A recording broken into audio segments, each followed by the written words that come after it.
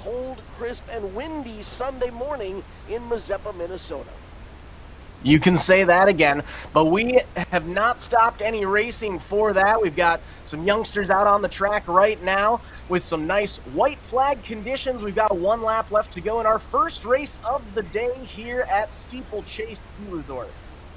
Top 2 working down into the Black Diamond Drop and approaching the West End High Banks in a battle to the left. First turn. Or even though the track itself may be decently similar to what we've seen over the rest of the season, this will change things up quite dramatically for our racers out there. As you know, they may have had, well, we've had about 6 races here already to for them to get used to what that whole shot straightaway is going to end up looking like for them. But now, as they're not having to make their way through that rhythm section down that long straight chute, we'll be able to see how things are a little different for them this time by, as we now get our second green flag of the day in the plus 30 Snowcross class. 3 of the expected 4 racers on the track right now. Dylan Dorn expected to be on the 5. Kyle Elchin expected to be on the FOR machine. Michael Fruth on the 393, and Andrew Lang riding the 399. First lap in the books, and it looks like it's the 399 of Lang leading the charge early on. Right behind him, the 393 of Fruth sitting in a solid second place, but Lang is pulling away as he's got a great gap behind him and an open track ahead of him. This is where the racing surface seemingly falls away from the racers on the back straightaway into the Black Diamond Drop. But then that West End High Bank turn catches them and sets them up for the front straightaway, which is where you see the competitors right now. Another lap in the books for Lang out front as he's making his way through that rhythm section with ease, going through the send it squeeze, taking a look behind him, seeing how much of a gap he's developed between himself and the 393 of Mitchell Fruth. Now making his way down that Black Diamond Drop through the West End High Banks as he's about to make his way onto the front straightaway once again. You can see that separation from our race leader down to the second place competitor. They're working their way through the rhythm rollers at the end of the front straightaway. That has been a fast but treacherous part of the track this weekend. They carry so much speed down the front straightaway into the rhythm rollers at the end of that front straightaway. You see, as the day progresses, some racers are going to excel at that part of the track. Other racers are going to struggle with carrying extra speed through there.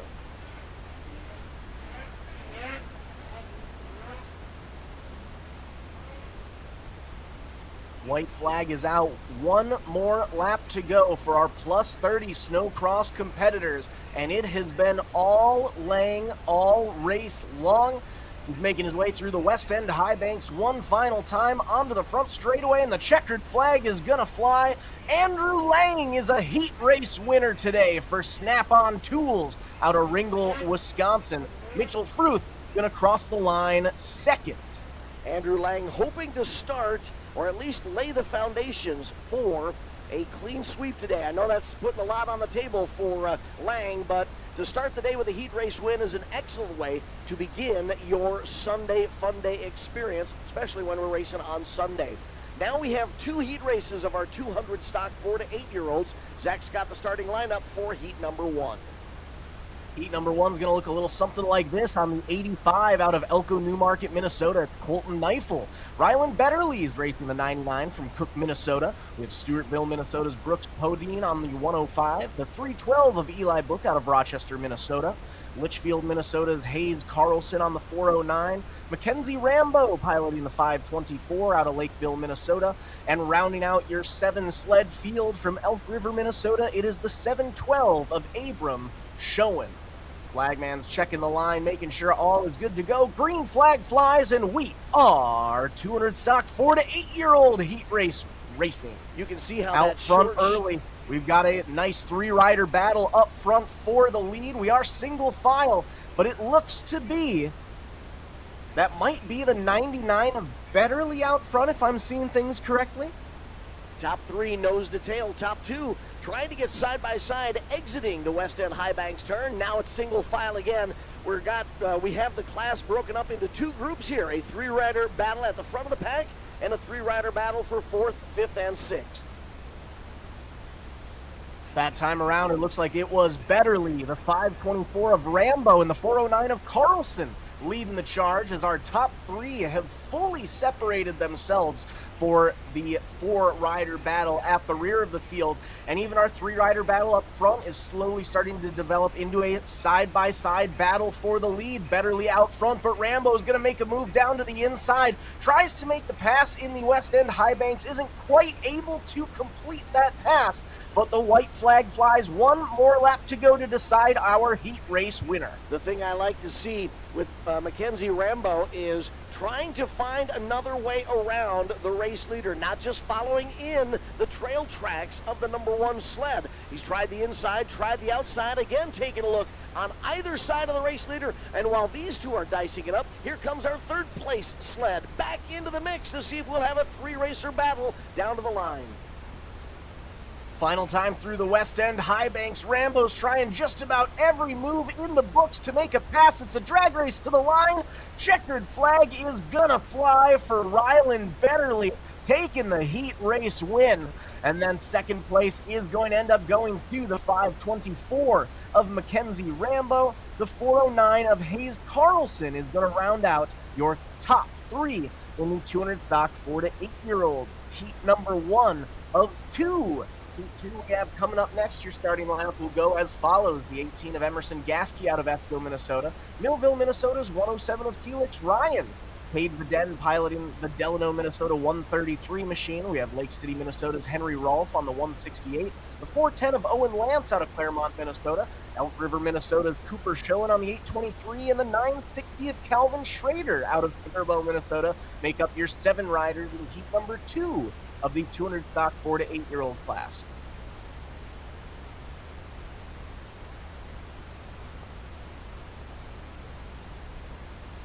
Laggers checking the line, making sure all is good to go. Racers at the ready.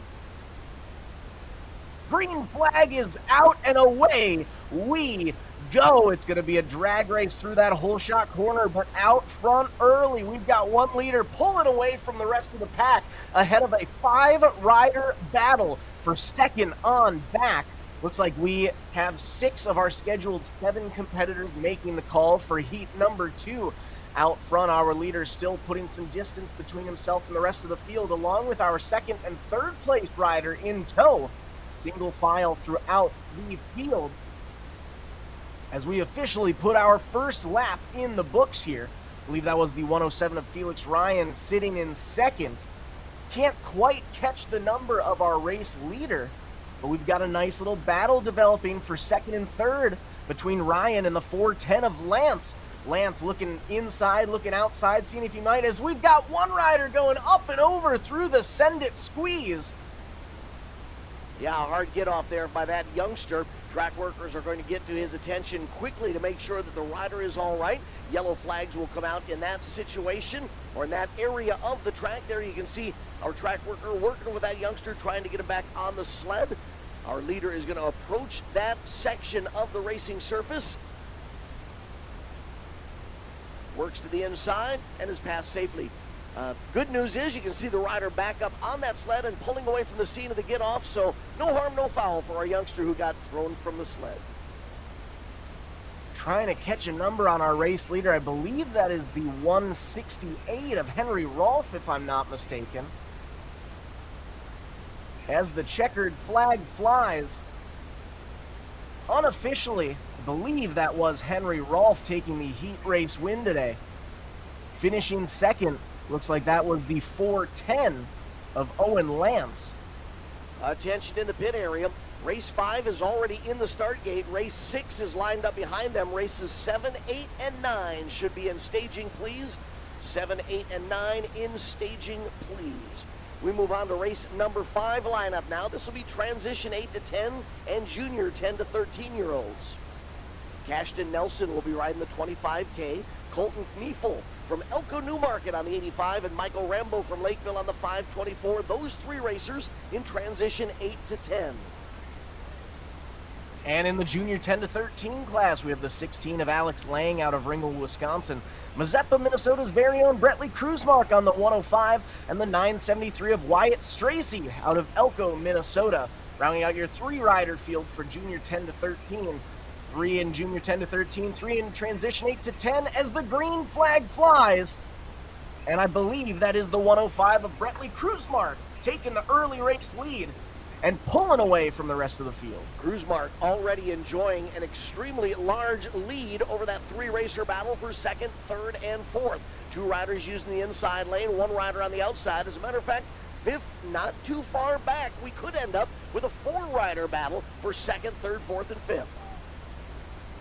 Pass for second on the front straightaway there as the 524 of Michael Rambo is able to sneak on by, gain a position, and now he's setting his sights on the 105 of Kruismark out front. Now, even though we might be seeing a battle develop for those top 2 spots, both racers are currently in separate classes. So the 105 of Bretley Kruismark out front, currently leading that junior 10 to 13 class, but sitting in second place overall, trying to gain on our overall race leader. The 524 Michael Rambo is currently leading that transition 8 to 10 class.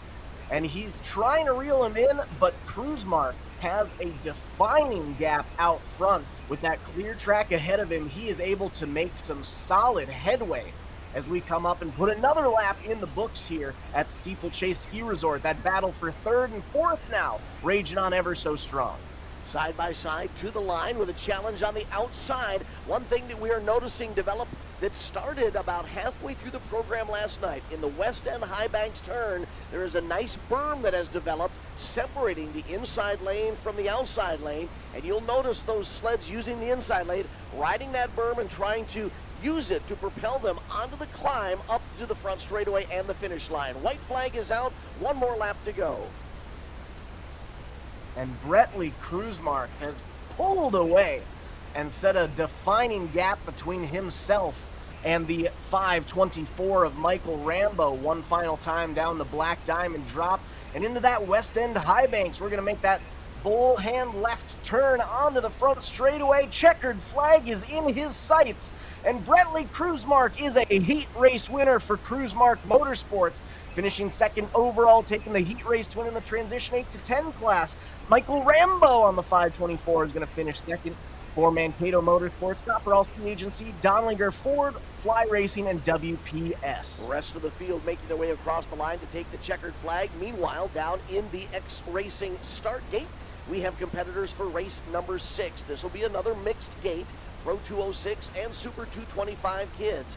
Bowden Nelson from Funday, Minnesota, riding the 25B in that pro class. As we step into the Super 225 kids class, we have Gabby Krosek from Prior Lake riding the 8, Addison Krosek from Prior Lake riding the 75, and Carson Krosek from Prior Lake riding the 357. Filling out the remainder of the field, Auburn Owen, who had a great Saturday evening portion of the program, from Waconia on the 17. Easton Geyer also multiple wins last night out of Buffalo on the 99, and Hayes Carlson from Litchfield riding the 409. So Zach, we have 7 racers, all 7 of them in the start gate for race number 6. Looks like we've got something going on there with the 25B of Bowden Nelson. Not sure if we got a stall or if you happened to start or happened to jump the starting line ever so slightly. But now we've got everyone situated here. Green flag flies and away we go, and out front it's a side-by-side battle for the lead. The 17 of Owen has it. The 409 of Carlson wants it. Into the squeeze, it's the 17 of Owen leading the race out front. The 409 of Carlson right behind in second.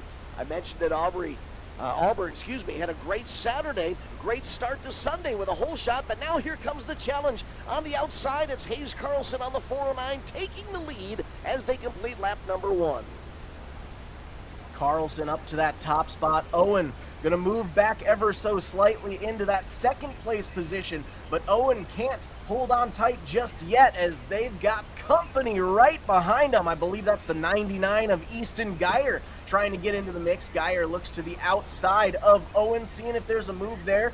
Not quite through the send it squeeze, but as we make our way through the Black Diamond drop and into the West End High Banks, there's only about a quarter of a sled length separating second and third. Geyer looking to the inside as the white flag flies. One more lap to go, and Geyer makes the pass for second. Some nice heads-up racing by Easton Geyer there on the 99. He wanted to take an inside run into the West End High Banks turn. He saw Auburn Owen in the 17 take that inside line away. Rather than force the issue, he was patient, let the line reopen on the exit of the West End High Banks, and was able to take over second.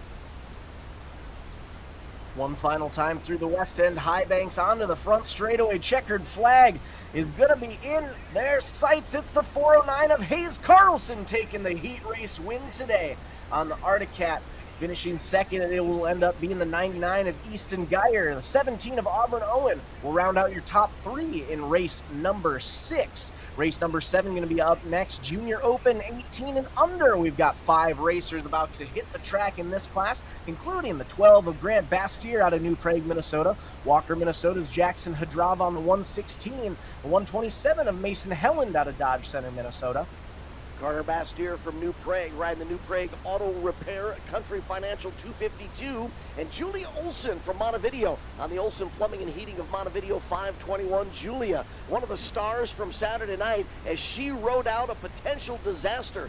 Coming up the double step-ups after the Send It Squeeze, her sled got all the way up on its left side. Somehow Julia was able to power out of that potential throw with racers bearing down on her backside and rode away without actually coming off the sled. It doesn't sound quite as dramatic as it looked at the moment, but it was quite the save on Saturday night. So Julie Olson back with a 521. You can see the 252 of Carter Bastier has lined up to the inside of the start gate. On the outside is the 12 of Grant Bastier. So the Bastier family represented on the inside and the outside for this Junior Open 18 and under start. Flagger checks the line, makes sure all our racers are set and ready to go. I see some head shakes from the 127 of Helen, but all seems to be figured out. Green flag flies. And after what could have been an interesting start for Helen shaking his head, he is able to take away the whole shot and lead the pack into turn 1 and 2 as we've got one rider up and over in the Send It Squeeze. Deep in the frost behind the leaders, we did see that one sled throw its rider. So we now have a 2-racer battle for third and fourth. Julia Olson, one of those competitors. Julia on the purple machine, backsliding one more position to fourth. Our race leader continues to be Mason Helland on the 127. And that race lead is going well for Helland as he has already set up a decent gap between himself and our second place rider. I believe that might be the 252 of Carter Bastier, correct, sitting in second right now. But we've already got just about over half a straightaway advantage for the 127 of Helen, maybe even nearing a 3/4 straightaway advantage. Helen sizing. And it looks like it was the 12 of Grant Bastier who went up and over in the Send It Squeeze. He is back up on his sled, so that's good to see, but at this point he is about 2 laps down. Out front though, Helen continues to blaze the trail on out front. Helen enjoying almost the entire length of the front straightaway separation from the rear of his sled. Back to the racer holding on to second for now, Carter Bastier on the 252. This all goes back to that start. Mason Helland on the 127, like a rocket ship off the start line, was able to get the whole shot in the first turn. Then he had open track ahead of him while the rest of the pack had to battle each other to figure out where they were going to be running. White flag is out. One more lap to go for Mason Helland. One final time taking that left-hand corner down into the Send It Squeeze, and Mason Helland is racing absolutely on point today. He has every twist and turn fully there, realized before he even gets to it. He makes his way through the West End High Banks onto the front straightaway, and the checkered flag is going to fly for Mason Helland, taking the win for Moto Pros, 100% Slick Products, Woody's Traction, and Fly Racing. The 252 of Carter Bastier going to end up finishing second. And I believe that leaves the 116 of Jackson Hadrava rounding out your top 3. Rest of the field takes the checkered flag, and we will direct our attention back down to the X-Racing start gate for race number 8, 600 Open 18 Plus Modern and 800 to 850cc Open 18 Plus. In the 800 to 850 Open 18 Plus class, we have Kyle Elchin from Spring Valley riding the 18. Corey Klein from Mazeppa on the 786. And Logan Splutzer from Henderson, Minnesota on the 916. In the 600 Open 18-plus modern class, we have the 5 of Zumbro Falls, Minnesota's Dylan Dorn. DJ Marsh racing the 38 out of Farmington, Minnesota. The 56 of Seth Shrout from Royalton, Minnesota. Montevideo, Minnesota's Peyton Smith on the 068. Owine, Iowa's Garrett Keel on the 248. And the 429 of Dom Santine out of Mankato, Minnesota, as we are racing. I believe that is Dylan Dorn. Riding the number 5 out front, Purple Machine for Dorn to get us started. Out of the West End High Banks, they begin the climb up to the finish line, completing lap number 1. Close competition in our top 4. I see the 068 of Peyton Smith sitting in 3rd, but he's got company down to the inside. Peyton Smith had a strong Saturday night program, was able to pick up at least one main event win. Smith staying in the mix here as the top 4 try to separate themselves from 5th on back. The battle for 3rd still raging on strong, as now the 5 of Dylan Dorn, sitting in that 3rd place position overall, sets his sights on 2nd right now.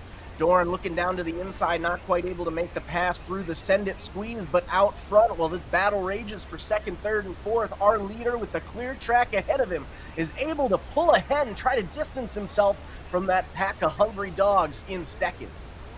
Yeah, most definitely the 3-rider battle for 2nd, 3rd, and 4th is on as Dorn tries to close in. I believe that's Smith running 2nd, not sure. Smith wearing the same bibs as the racer in 4th. But it continues to be your race leader out front with a comfortable advantage over that hard-fought battle for 2nd and 3rd.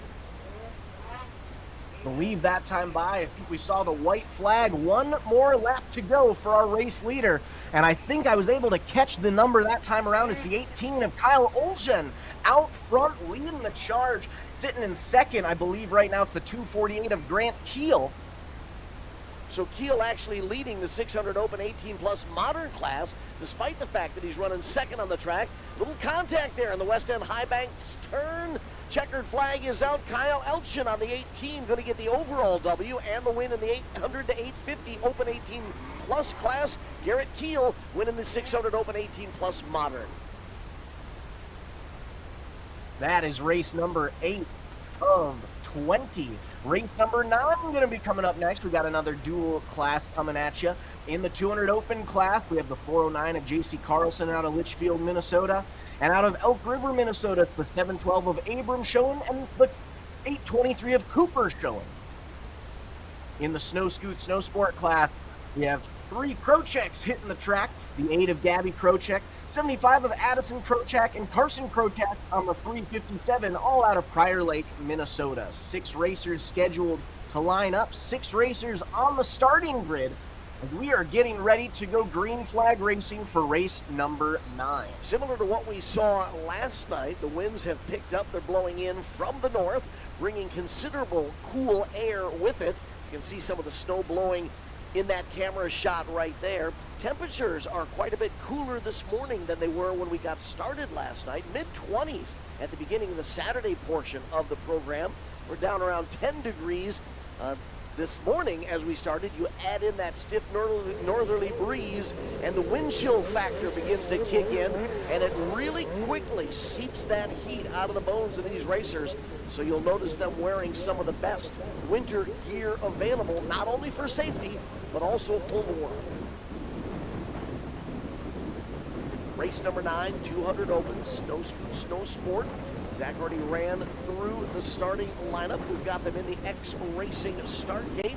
On the inside, the 706 machine. Second rider from the left, rather. Waiting for our starter, wearing the black and blue gear.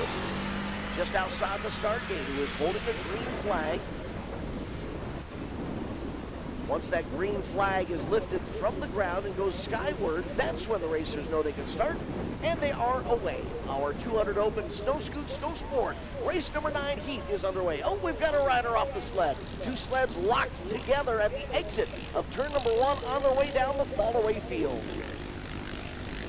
And that worked out perfectly for the 409 of Carlson, who now has an amazing lead out front. Just about half a lap in and already a full straightaway advantage over second place as Carlson puts their first lap in the books. Boy, I gotta tell you, Jace Carlson on the 409 may have found a secret. Watched him that time use the outside lane of the West End High Banks much smoother and allowed him to carry much more speed and momentum around the West End High Banks. That translated into a higher speed, making that climb up to the finish line. So astute riding from J.C. Carlson on the 409 machine, doing it again, using that outside lane. Look at how smooth and fast it is. The 409, your race leader, with that commanding advantage over the rest of the pack. White flag is out, one more lap to go, and J.C. Carlson just about all but has this race win in the bag. After that little get off between our second and third placed riders going into the send it squeeze in the whole shot lap, Carlson was able to pull ahead and now has a staggering advantage over the rest of the field. One final time through the Black Diamond drop, taking that big left-hand corner through the West End High Banks onto the front straightaway. Checkered flag is going to fly for the 409 of J.C. Carlson, taking the win today in the 200 Open class with ease. It'll be interesting to see if any other competitors were paying attention. Maybe that outside run at the West End turns will prove to be a success for other racers as well. Of course, everybody naturally gravitates towards that inside line, thinking that that shorter route is going to be the quicker way around the turn. But if you can keep that momentum up, that smooth outer line may come into play as a factor to determine who's going to be a winner and who's going to be somewhere from second on back. Race number 10. That was race number 9. Race number 10 going to be coming up next. Our Ditchbanger 90-09 Heat 1 of 2. We have 6 entries in this first heat, including the 04 of Ethan Duchesne from Northfield, Minnesota. Rush City, Minnesota's Caden Christensen on the 71. The 76 of Aiden Legger out of Graston, Minnesota.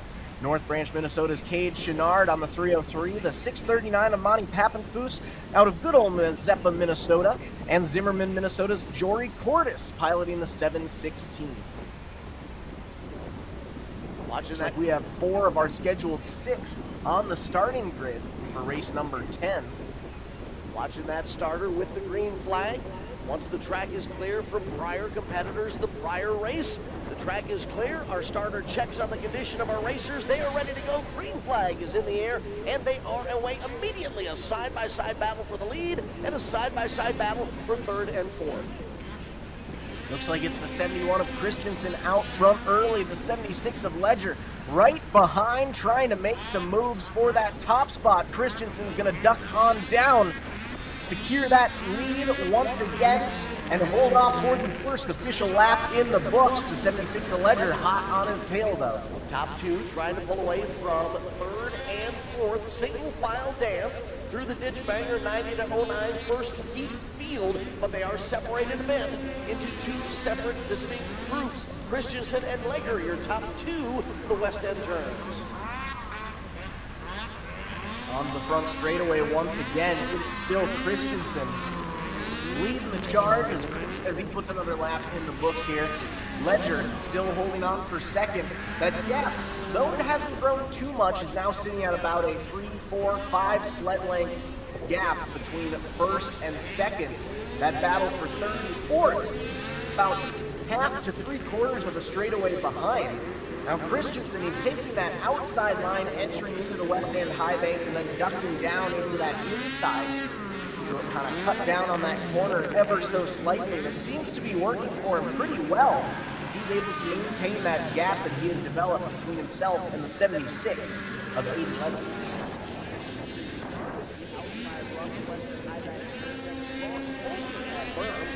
Finished up with an inside run. Let's see what he does this time. Again, an outside entry. A very early apex. Tries to use that berm to his advantage, and it appears to be working because as he crosses the line, he is out front. White flag is out, one more lap to go for Caden Christensen, who's had a pretty solid race out here right now. Took the whole shot, has led every lap with ease, and if all goes well for him, it looks like he might see a heat race win in his near future. Caden Christensen, coming off a strong Saturday evening promotion, is going to back it up with a strong start to his Sunday. Caden Christensen on the 71 machine with the W in the first heat for the Ditchbanger 90-09 class. Aiden Ledger from Graston on the 76 across the line in second. Race number 11 will be up next. This will be our second heat for the Ditchbanger 90-09 class. Here's your starting lineup for heat 2. Look a little something like this on the 7X out of Duluth, Minnesota. It's Jagger Cordes. Garrett Keel piloting the 248 out of Oakline, Iowa. Mazeppa, Minnesota's very own Mike Pappenfuss on the 439. We also have the 505 of Trevin Hoffner out of Alexandria, Minnesota.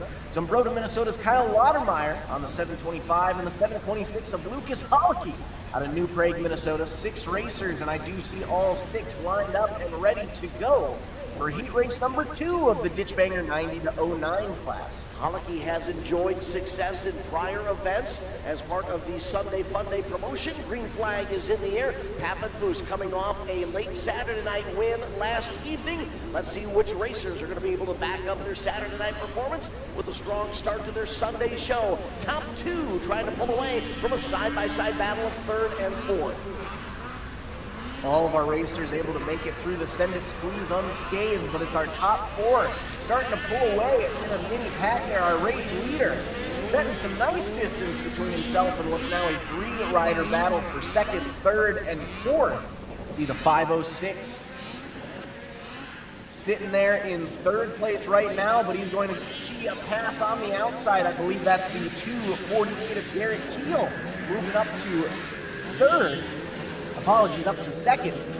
And I think that's the 7X of Jagger Cordes out front, if I'm not mistaken.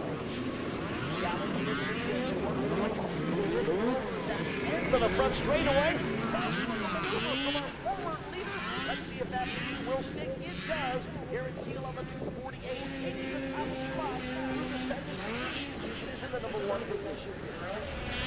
And wow, would you look at that? He takes over that lead and is absolutely charging further ahead. As half a lap down, he has already given about a half straightaway advantage over that race, or over that racer in 2nd. I believe it's the 7X of Jagger Cordes.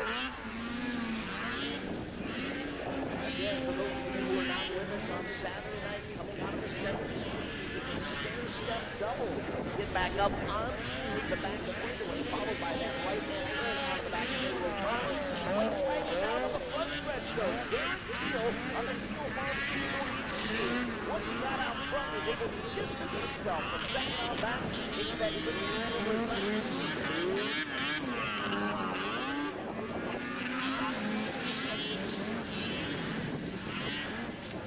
Through the West End High Banks one final time. Checkered flag is in his sights. And the 248 of Garrett Keel is a heat race winner today for Keel Farms, Myers Polaris, Coonan Racing, and Amish Mod Shop. Jagger Cordes going to unofficially finish 2nd. That battle for 3rd still raging on, as the rest of our pack makes their way across the start-finish line. That was race number 11. Race number 12 coming up next, another double class hitting the track in the transition 8 to 12 combined class. We have the 16 of Alex Lanning out of Ringgold, Wisconsin. Foley, Minnesota's Cashton Nelson on the 25K. The 524 Michael Rambo out of Lakeville, Minnesota. Litchfield, Minnesota's J.C. Carlson on the 708 and the 973 of Walters Tracy out of Elko, Minnesota. The junior 14 to 17-year-old class. Brody Helen from Dodge Center will be atop the Moto Cruise 102. Jackson Cabrava from Walker, Minnesota on the California Collision 116. And Jackson Rath from Elko New Market. Ran UP Cycle and Sport 952. 3 of the expected 7 racers in the X-Racing start gate.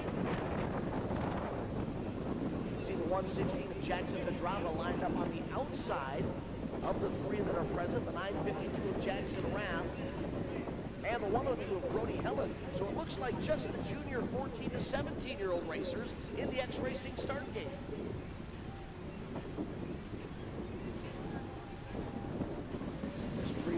Looks like we're just sending out our junior 14 to 17-year-old racers, as out front, just like we saw earlier on today, it's the 102 of Helen with the early race lead, I believe.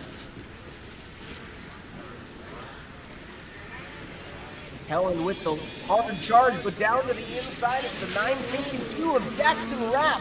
He's able to take over that lead and start to distance himself between the 102 of Helen. Right behind them, the 116 of Hadrava, currently sitting in third place overall. As the second drop has now gone for our transition 8 to 12 combined class, giving ourselves a little bit of a gap in between the two classes out on the field. Top three, another lap there. Already though, our race leader, Brody Helen on the 102, closing in on competitors at the tail end of the field. He's just there in front of the camera angle.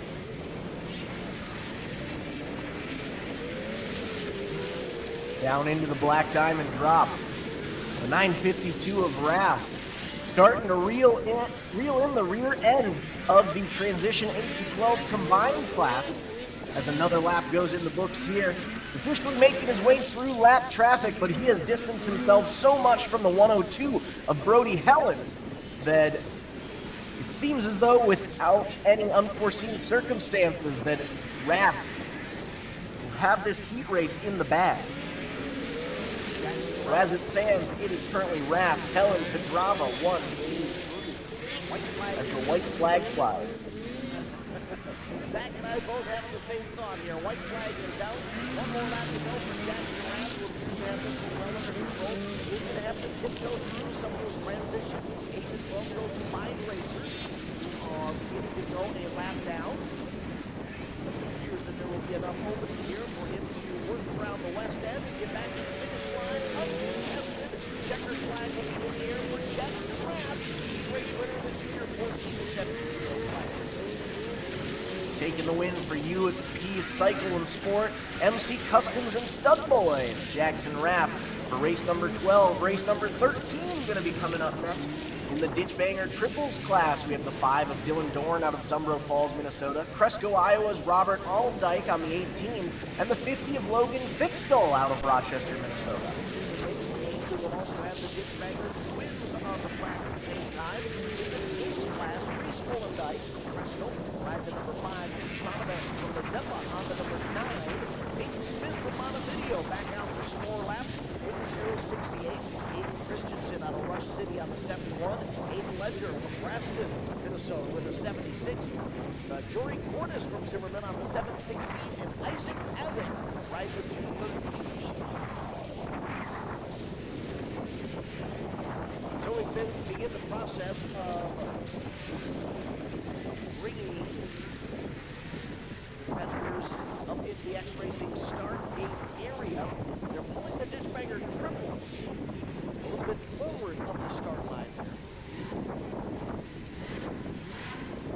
Well, we get everything situated with our starting lineup here. Just want to take a quick moment to thank a few of our sponsors along for the ride this year. Steeplechase Ski Resort, one of our premier sponsors this year for the 2025-2026 Sunday Funday racing season, along with the Hunter Hool Memorial Foundation, Aeroplax Corporation, Ruck Excavating, Power Lodge, CNA Pro Skis, Studboy Traction, CF Moto, and Fox Shocks. I want to send a huge shout out to all of them as not only sponsors of this weekend's racing rounds number 11 and 12, but for the full 2025-2026 Sunday Funday racing season. If you are out in the community, see any of those sponsors, make sure to give them a huge shout out. Thank them for being involved in the Sunday Funday racing activity for this year. Without them, we wouldn't be able to bring you all some beautiful racing action week in and week out for our final few weeks of the 2026 Sunday Funday X Racing season. So what you're seeing down there in the X-Racing start gate area is our race director trying to get 10 wide sleds side by side. The original start gate wasn't quite wide enough, so he's pulling forward in an attempt to give everybody an equal start experience. Again, it is going to be a very, very short shoot entry into turn one. As a matter of fact, not much of a start gate straight at all. They will get into that first turn immediately, and then they will begin the process of rolling down the fall-away field into the center squeeze. Starters got the green flag in hand. Racers and riders are ready. Green flag is up the way they go. Who's got themselves a whole shot? It is a mad dash out front as the Send It Squeeze takes a couple prisoners there down on the inside, but out front early, it's the 71 of Caden Christensen leading the charge. We've already seen him take one heat race win under his belt so far today. We'll see if he might be able to power through for a second. There we have the 5 of Dylan Dorn currently sitting in second as we're coming up to the yellow flag from where we saw our Send It Squeeze closing a couple of our racers earlier on. Yeah, they got tangled up at the start. They're both trying to get their sleds unhooked as our entire field works past. Holding on to the number 2 spot is Dylan Dorn on the 5. Dorn racing in the Ditchbanger triples class. The overall leader, Caden Christensen on the 71. Racing in the Ditchbanger twins class. Top 2 classes, nose to tail. Right behind them, we have another 5. It's the 5 of Reese Allendike in the Ditchbanger Twins class, sitting in 3rd place overall. A little bit of space before we get back to the 068 of Peyton Smith on that bright red Polaris machine. But out front, we have a pass for the lead. It's the 5 of Dylan Dorn up to that top spot. The 71 of Christensen back to 2nd place overall. Now, even though we do see that pass for the overall race lead, both riders still leading their respective classes. Dorn in the triples class and Christensen in the twins class, but Christensen right behind him. It's the 5 of Reese Allendike, who's also in the twins class, so we might see a change for the lead in the Ditchbanger twins class any moment now. Great display of race craft there by Dylan Dorn as the white flag is down. He actually made the pass in the west end turns, but he set that pass up, or actually made the pass coming out of the back straightaway before the west end turns.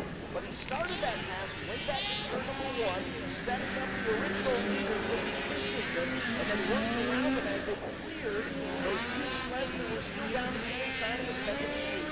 Last time out of west end turns for the overall race leader, Dylan Dorn gets the checkered flag and the W in the triples class, racing for Skidoo, 20's Traction and FXR on the number 5. Finishing 2nd place overall, taking the win in the Ditchbanger Twins class. It is the 71 of Caden Christensen. That was race number 13. Race number 14 about to hit the track now. We've got another dual class about to come at you. All alone in the kids Ditchbanger 8 to 12 class. It's Millville, Minnesota's Amelia Tesmer on the 33. With the junior Ditchbanger 13 to 17-year-old class, Calvin Webush from Azella on the 15, Nora Tesmer from Millville, ride the 41. Harrison Hurst out of Spring Valley, Minnesota on the 499. Julia Olsen from Montevideo riding the 521. And Landon Podine out of Stewartville, Minnesota on the triple nickel 555. 5 of the expected 6 sleds in the X-Racing start gate as they prepare for race number 42. Flagger checking the track to make sure everyone is good to go. The track is all clear before we get back to some green flag conditions. Of course, every racer has the opportunity to get out front. Couple to keep your eyes on, though, the 499 of Harrison Hurst. And you see, as I mentioned the name, Harrison rockets out of the start gate and gets the whole shot solidified in that first turn. Harrison Hurst with a strong Saturday night program. Looks like he's starting strong Sunday morning. Starting strong is an understatement, as he has already put quite a gap between himself and that battle for 2nd and 3rd. 1 lap in and already a half straightaway advantage for the 499 of Harrison Hurst with the hard charge out front. Our racer in 2nd making their way through the rhythm section there into the left-hand corner down to the Send It Squeeze, as now our top 3 start to single file themselves out. Nice speed shot on the outside of the West End High Banks turn there. You can see some of the elevation change. They come off the back straightaway, down into the dip, and moved up the black diamond, drop back up to the top of the West End High Bank turn. Then they begin to climb to an even higher portion of the facility, which is where our finish line is at on the front straightaway. But regardless of where he's at on the track, Harrison Hurst on the 499 has got the R's and the speed almost a quarter of a lap lead on the second and third place sleds. Yes, Hurst having an amazing heat race out here, making his way through the West End High Banks onto the front straightaway once again.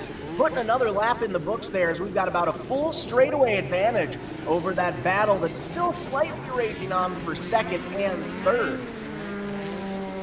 There we can see a nice shot of our third place racer bumping and banging up to the Hail Mary Highway. That's the 15 of Callan Wybush.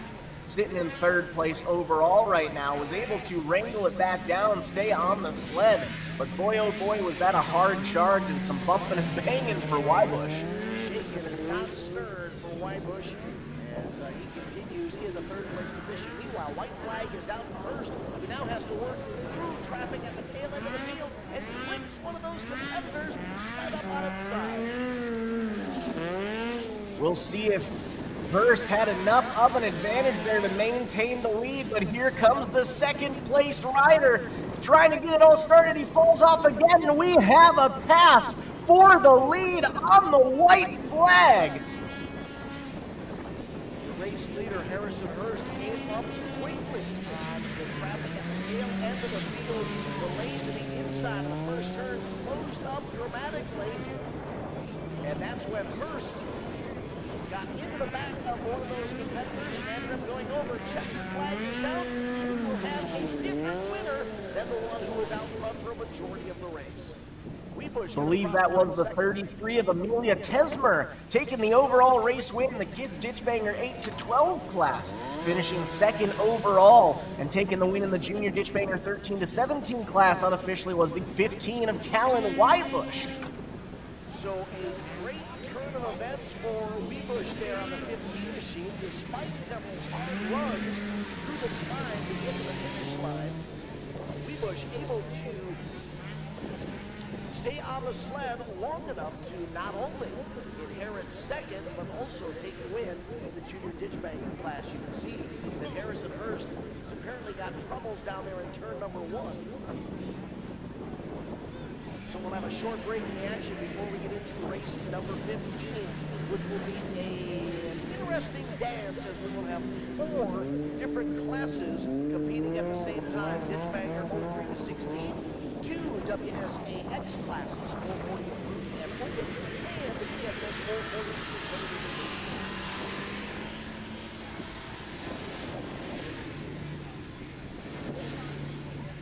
Quick correction there. Isaac Paddock, who was in the TSS 440 class, got moved into race number 13. So we'll still have 3 classes in the start gate for race number 15, Ditchbanger, and the 2 WSAX classes. It looks like we've got Hurst's vehicle off the track there, so starting lineup for race number 15 will look a little something like this. In the Ditchbanger 03 to 16 class, it's the 15 of Hillary Olgen out of Spring Valley, Minnesota. St. Stephen, Minnesota's Mitchell Fruth on the 393, the 429 of Dom Santina out of Mankato, Minnesota, and Elko, Minnesota's Bailey Tracy on the 942. In the 440 improved class, the Jager Cornice from Duluth on the 7X as the green flag goes skyward, and our field rockets out of the start gate. Preston Field includes Lucas Hullicky on the 726, Reese Olendijk in the 5, and Robert Olendijk in the 150 are racing in the WSAX Open class. There's a 2-rider battle for position on the back straightaway. That is 4th and 5th. And our race leader crosses the line to complete lap number 1. Out front early, like we've been seeing most of the season, it's the 393 of Mitchell Fruth with the hard charge out front. Right behind him, hot on his tail, another competitor sitting in second. Got a nice little battle raging for third and fourth, however. I believe one of those was the Allendikes. I think it was the 180 of Robert Allendike sitting in 4th place overall, looking to make a move up onto the podium. But out front, it is still Fruth leading the pack. Looks like that might be the 726 of Lucas Hollicky sitting in third place overall. But he's got company, and it's the 5 of Reese Allendike sitting in fourth right now. 7X of Jagger Cordes, I believe, sitting in second. Hollicky has had several strong runs here at Steeplechase Ski Resort in Mazeppa. Right now, he's just outside the top 2, running third on that machine as they cross the line to complete another lap. Battle still raging on strong between Hollicky and Allendike for that final podium position. Hollicky racing in the WSAX 440 improved class, Allendike racing in the WSAX open class.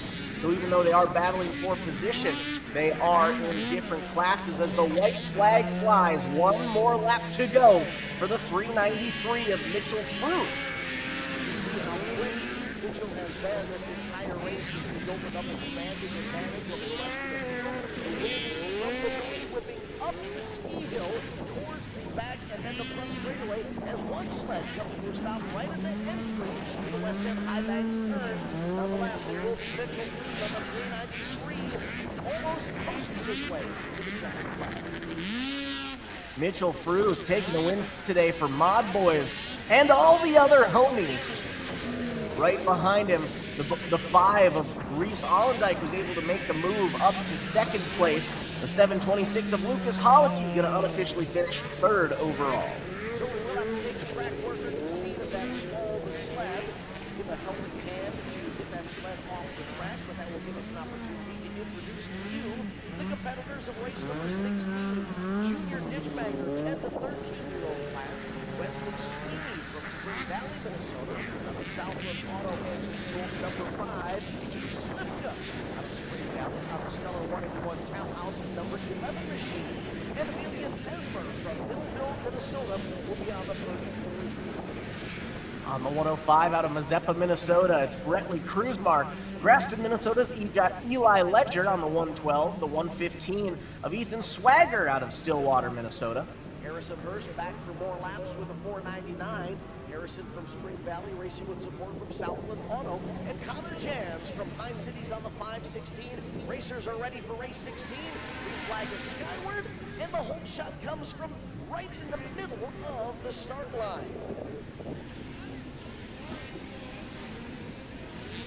Out front and pulling away our top competitor, trying to make some distance between that battle for second and third. It's the 112 of Ledger and the 499 of Hurst in second and third respectively.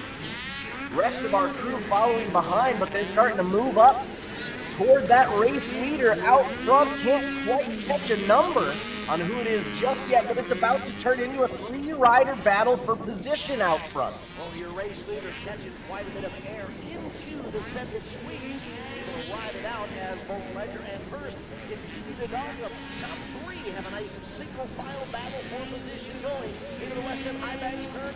Nice run around the outside by Harrison Hurst on the 499. Hurst up to second now, setting his sights on the race leader. Still a hard-fought battle out front. Hurst looking to the outside, tucks it down low to the inside. He's able to make the switchback maneuver. Hurst is your new leader, but look out! Wow, what a muscle move there as he is throwing Hurst off his sled. Harrison Hurst had taken the lead in turn number 1, and then the rider who was originally out front got into the inside of Hurst's sled, turned that sled up onto its side, and reclaims the top spot. Looks like that is the 105 of Brettley Cruzmark, your race leader. The 499 of Hurst sitting there in the send-it squeeze right now, trying to get things refired. The 112 of Ledger now able to move up to second place. Still can't quite make out the number on that leading sled. I apologize for not having the name of our race leader, but Brettley Cruzmark on the 105, I'm told. White flag was out. One more lap to go for Cruzmark. Cruzmark, Ledger 1 and 2, and Ledger slowly starting to reel Cruzmark in. With only 1 lap left to go, we'll see if this might be enough time to mount a challenge through the send-it squeeze with Hurst still there. we're going to have to slow to almost a stop. Again, under those local yellow conditions, no passes for position. But one final trip to the west of High Banks turn is going to bring us to side-by-side formation. Can't quite complete the pass. Bradley Cruzmark will hold on for the win. Riding the 105 Cruzmark Motorsports entry with Eli Ledger from Boston on the 112, holding on for second. That was race number 16. Race number 17 up next. Another dual class race coming at you. We have two racers in the Elite Spring class, including the 56 of Seth Shrout from Royalton, Minnesota, and Waseca, Minnesota's Blaine Root on the 432. We've also got the Almost a Pro Podium Invitational class in the X Racing start gate. Christopher Book from Rochester will be on the Podium's Power Equipment number 7 machine. Travis Hogstead from Stewartville on the 34X. David Raymond on the 151. Kyle Book riding the 312. Landon Bodine on the 555. Joshua Bodine on the 670. 8 racers in the lineup. 8 racers in the X Racing start gate. Race official says, give us a moment, got to make sure we've got a clear track before we can return loose. In race number 17. See, they're still working on the 499 machine there. That was a pretty hearty hit in that battle for the lead at the exit of the Send It Squeeze left-hand turn. You can say that again. That was a rough hit for Hurst, but he is back up and running, which is good to see on his sled. Starting to get cleared off the track, which means we will be back to green flag conditions here momentarily. First 499 was actually in the air when Cruzmark's machine got into the left side. That's what turned the sled sideways. But now we're into a new class. Green flag is up, and it's a 3-wide battle for the whole shot into the first turn. Who's got it down? The fall-away field. Looks like it's the 312 of Kyle Book leading the charge early on, but look at that battle for fourth on back. 4-rider battle for position, all side by side. But out front, it is Kyle Book leading the charge early on. Keep your eyes on the 56 of Seth Shrout. He was a wild man last night in the Saturday portion of the program. We will see if the 56 is going to be able to get up there and mix it up with the top 3. As a matter of fact, he's doing it right now. Side by side down the fallaway field into the Send It Squeeze. Seth Shrout with the 56 up to third now with his eyes and his sights set on second. The 7 of Christopher Book sitting in second. The 312 of Kyle Book out front, and it's the 151 of David Raymond sitting in fourth for a Book, Shrout, Raymond, top 4. All competitors using the outside lane of the western High Banks turn as Seth Shrout tried to see if that inside lane would remain open in the first turn. Couldn't quite get his sled up there to take advantage of it. That is a mighty feisty 3-racer battle for second, third, and fourth, but all 3 of them not too far behind our race leader. The 312 of Kyle Book takes that outside line. The 7 of Christopher Book goes to the inside, which gives him a slight advantage. Another lap in the books, and it's Book up front, as we might see a pass for position out front. Christopher Book was trying to get up to the inside, couldn't quite make it work that time around, but now we've got the 56 of Seth Shrout trying to get into the mix as well, as that 3-rider battle for the lead is still raging on strong. In second place sled going to try to take an inside run, has to scrub some speed. The speed remains in the outside lane. They're elbow to elbow as they race to the white flag. One more lap to go, and it's a solid 3-racer battle for the top spot.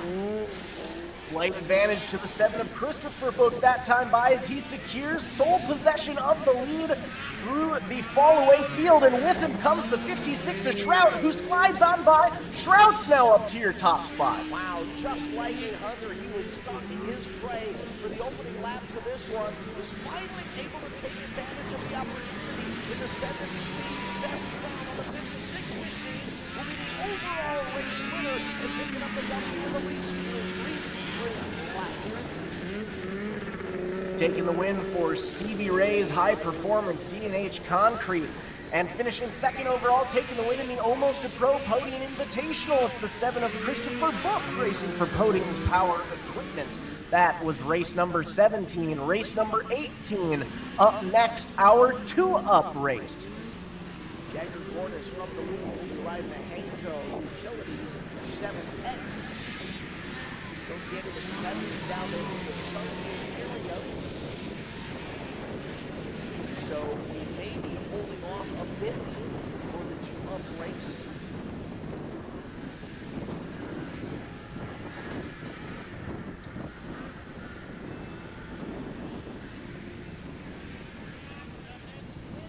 With a break in the action, this will give us an opportunity to roll a few commercials from some of our supporters that makes MBTV Sports live streaming coverage possible as part of X-Racing Snowcross Sunday Funday promotion at Steeplechase Ski Resort in Mazeppa, Minnesota.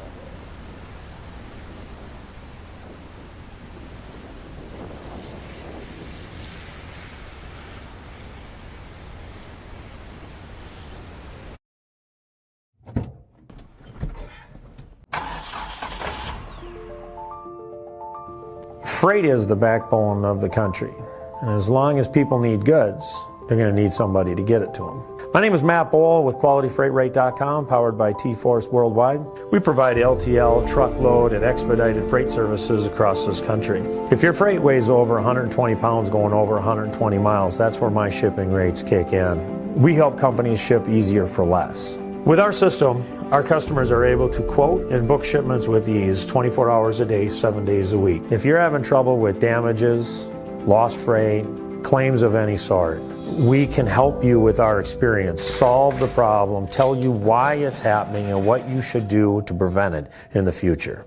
Me and my team have been together for over 20 years.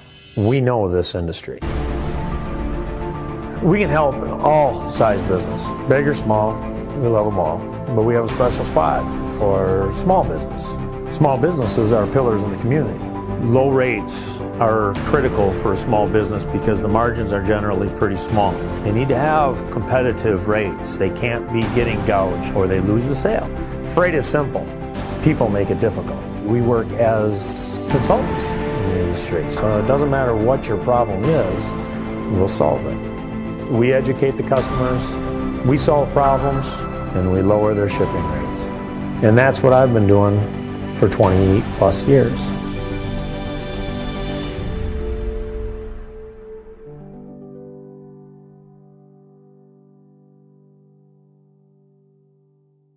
At AmRamp Accessibility, our goal is to help people, and that means providing them with the best quality product and service possible. Built with powder-coated steel, our ramps are stronger and longer lasting than those built with wood or aluminum. Installed in a matter of days to ensure your safety as quickly as possible, our teams are here for you. I can get out. Yeah, much easier. Better, a lot better. Yes, thanks. I don't even have the words to explain how much easier it is. We're just so thankful for it, so thank you. Thank you very much. Find your forward with AmRamp Accessibility today. Learn more at amramp.com.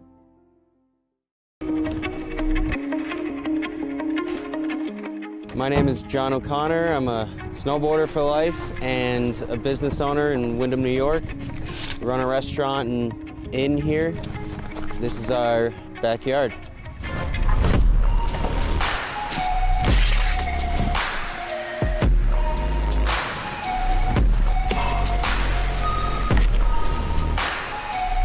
Having a backyard park is really special because being able to snowboard at home and not have to get in the car, go to a resort, wait in a line, is your own creative space to do whatever you want, however you want. You're in your element. You're right at home, and it's a really good feeling when you can tune into the space around you with you and your friends and just make something special of it. The Tow Pro has helped my vision come to life with where I would like to take the backyard setup, and without it, it wouldn't be the same. It's the most easy to use, compact, portable, reliable rope tow that you can buy. It's the best thing that I own as far as what gives me happiness in life. Without it, it's not the same when you're hiking. To be able to keep riding and feel like you're snowboarding, that's what it's all about. And the Toe Pro has made that happen.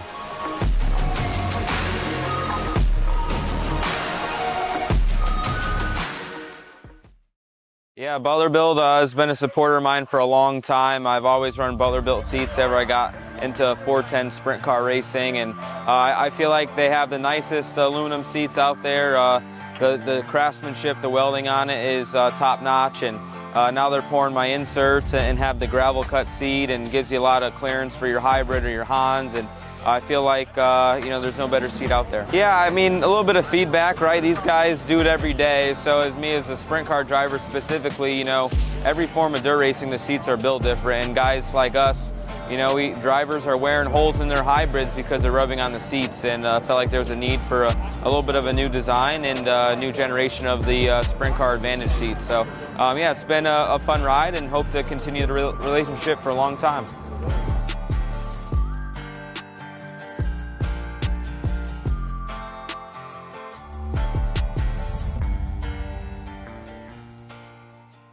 Need auto parts? You know Conrad's Auto Salvage and ASAP Used Auto Parts, two great companies, now one location near Mondovi.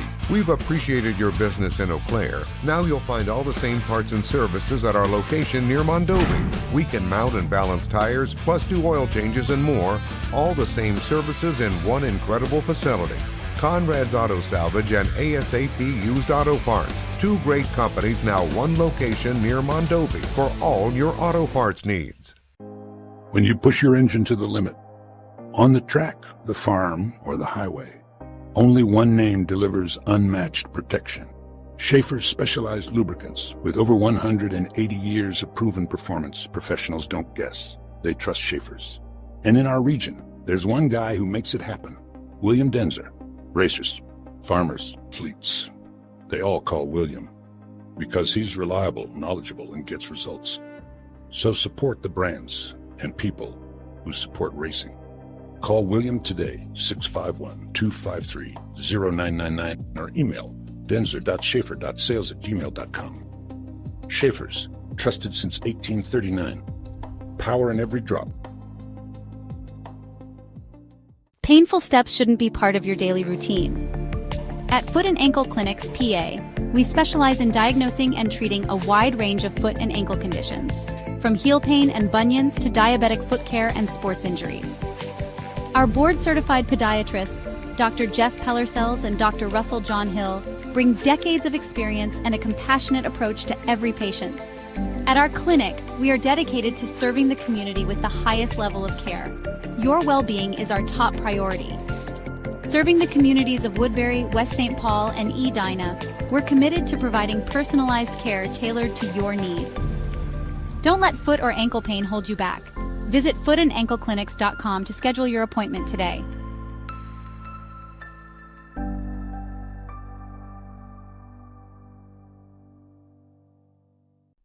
Every great journey begins with a trusted guide.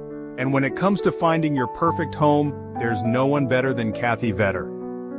With over 10 years of experience and a passion for real estate, Kathy Vetter helps you find the perfect home, a peaceful country retreat, a cozy single-family house, or your very first step toward a lifetime home. She also specializes in commercial real estate, guiding you through every step of the way. From the heart of the metro to the scenic countryside, Kathy Vetter knows the Minnesota market inside and out, committed to finding the perfect fit for you, no matter where you are. Buying your first home can feel overwhelming, but with Vetter by your side, it's a smooth and exciting journey. She makes first-time buyers feel confident, supported, and understood every single step of the way. From your first showing to handing over the keys, Kathy Vetter works tirelessly to ensure you get the home you've always wanted. Kathy Vetter, your trusted real estate expert across Minnesota. From vibrant metro living to serene countryside escapes to agricultural and commercial spaces. Let her help you unlock the door to your next chapter.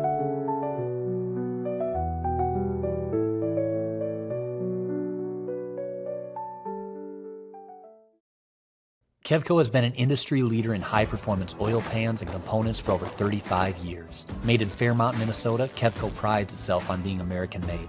Kevco has expanded our product line way beyond just oil pans to valve covers, breather systems, jack stands, boilers, wheel sockets, and much, much more. Check out KevcoRacing.com to see everything we have to offer, including our line of street, off-road, and performance oil pans and accessories. Or call 800-770-3557 to talk with our friendly customer service today. With over 40 years of experience producing quality racing components, we're excited to unveil the Kevco Drive Shaft. Our Kevco drive shafts are 100% made in the USA from USA-sourced materials. We have developed our drive shafts using precision machine yokes that offer more clearance with higher strength than any other shaft on the market. Our yokes are then zinc-plated black for long-lasting protection. All our drive shafts are meticulously hand-built and balanced on our brand-new Superior Driveline Shaft Master drive shaft machine. Every carbon fiber Kevco drive shaft comes loaded with Spicer 1310, solid-body, non-greasable universal joints for superior strength. We offer U-joints, U-bolts, slip yokes, and anything you may need for your drive shaft.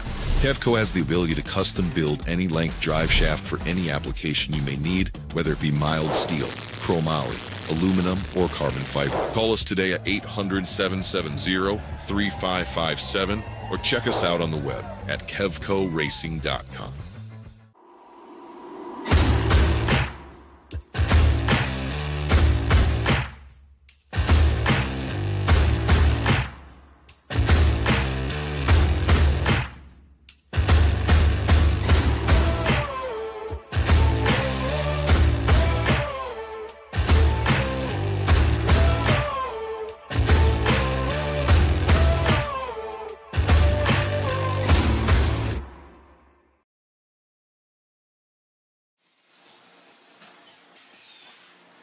My two passions in life is racing and selling good high-end meat.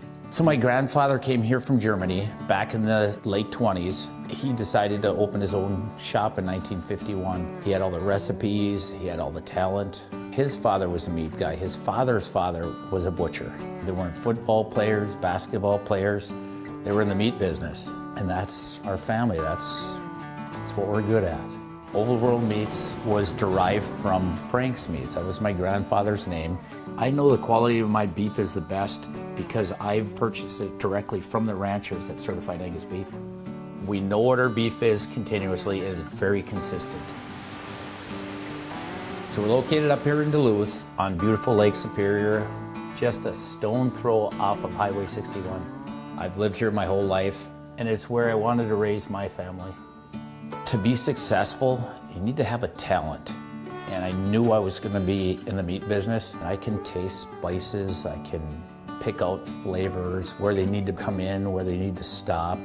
So knowing your strengths are important and knowing where you came from. We have a hot snack stick that's got actually 8 different spices of heat in that, and it layers the flavors in the heat. That's what makes the difference with our product. The most exciting part was becoming coast to coast with the Old World Meats snack sticks. My neighbor stopped me on the street and said, "Paul, I was just down in Georgia and this gas station had your product." It was one of the highlights of the year. I don't know of a state at this point that we haven't had product in. Being in business in a small town really puts things into perspective. It's the little things for me to be appreciated and respected. So this whole operation here, it doesn't have to be the biggest, but it needs to have passion. And today, I'm changing lives of people that work with me. My guys are learning lifelong skills and values. That's the good stuff. Let's make the world a better place. Let's have a good time at it.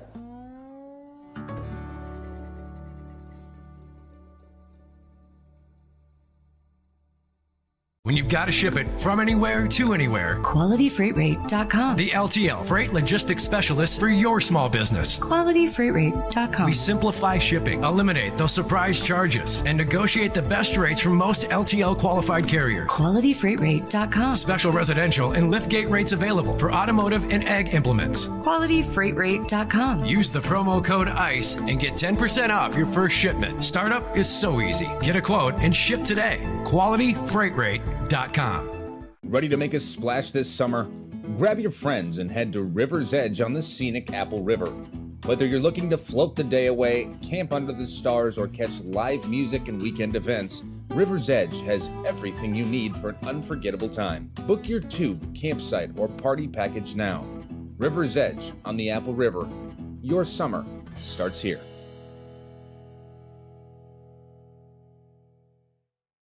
At Union Trailer and Power Equipment, we're more than trailer. We are your home for Aaron's and Gravely's zero-turn mowers, Mahindra tractors, and Whacker noise and construction equipment. No matter what you need, we're your home for all outdoor power equipment at Union Trailer.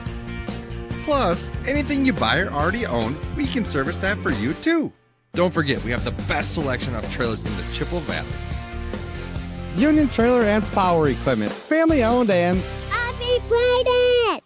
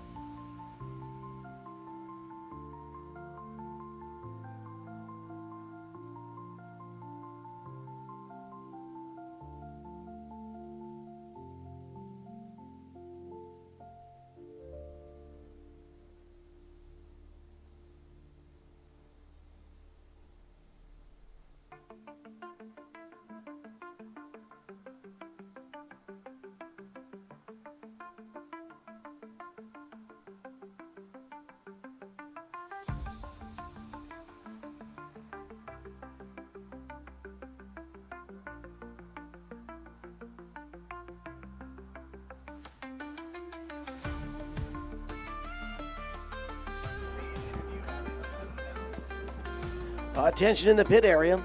Attention in the pit area. 120 stock competitors and 120 improved stock to the staging area, please. 120 stock and 120 improved stock racers to the staging area, please.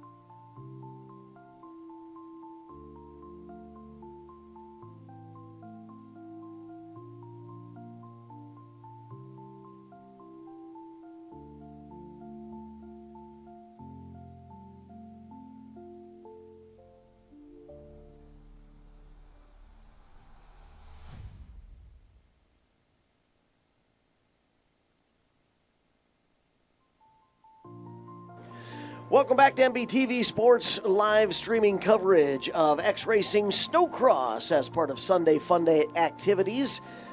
Fresh off a brief intermission to bring the track crew out onto the surface with the big snow machine to make sure that the track is in proper condition for the rest of this Sunday morning. Coming out of the backside of this intermission, we've got some racers that are going to be competing on what we like to call the micro track. Zach, we have changed the racing surface.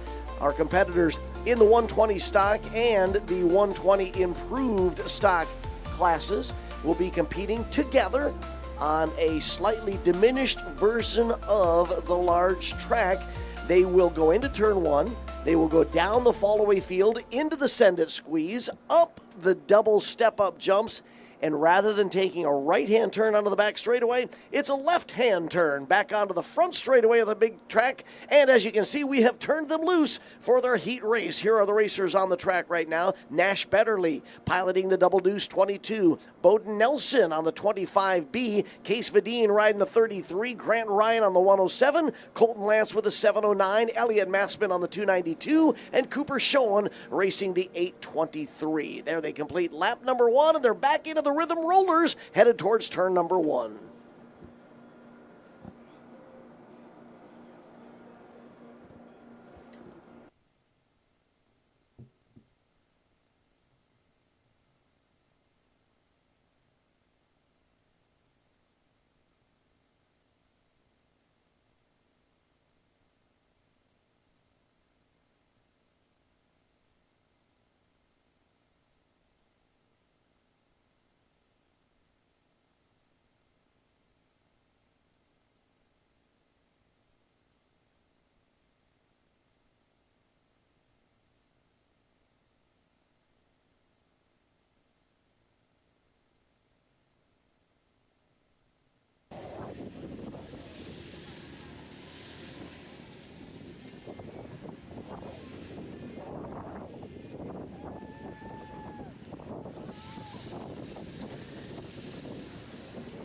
As you can see, checkered flag has flown for our 120 stock and 120 improved stock racers. What we're doing for the micro competitors is we're running their entire show right now. They'll get that heat race in that just completed. And now we will run two main events, main event number 1 and main event number 2. Both main events awarding prizes to the competitors. So these youngsters are going to be racing just as hard as they can.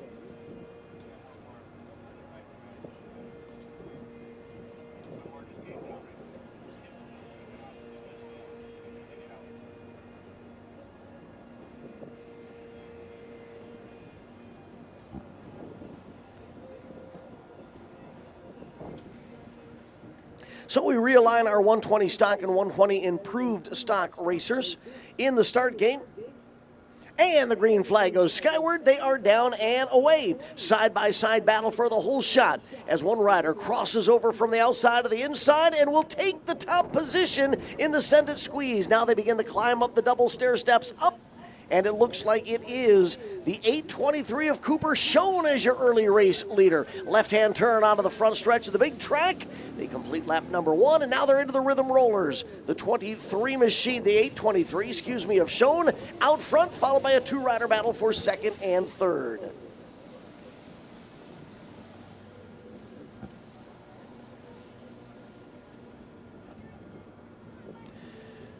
Two-rider battle now for the race lead. Nope, three-rider battle for the race lead. We will see if fourth and fifth might be able to work into the mix as well. White flag is out, one more lap to go. Top three single file, trying to figure out who's going to be at the top of the heap. Cooper shown with the 823. Got the whole shot, compliments of a crossover maneuver out of the gate. Checkered flag is out. That crossover maneuver is going to pay dividends as Cooper shown is our first main event winner in the 120 stock, 120 improved stock class as part of round number 10 action. The X-Racing Sunday Funday Snowcross program here at Steeplechase Ski Resort in Mazeppa, Minnesota. And now we will send them all back off the track to make sure everyone is correctly lined up once again.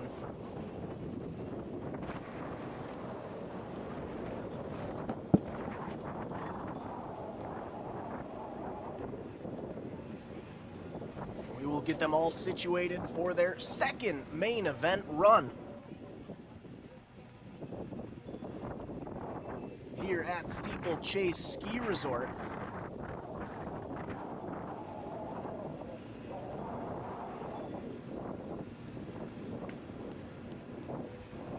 Four racers to the inside, three to the outside. 5 of them competing in the 120 stock class, 2 of them completing in the 120 improved stock class. All 8 of them, though, represented on the X-Racing start gate.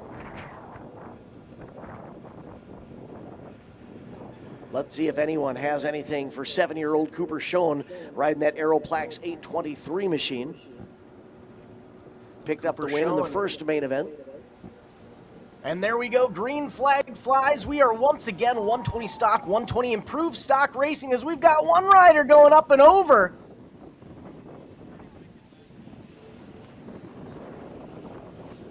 Meanwhile, we'll bring them Cooper back onto the front straightaway proper, and it looks like it is the 823 of Cooper Schoen leading the charge early on, but he's got company. Elliot Masman hot on his tail in second. Down the fall-away field into the send-it squeeze.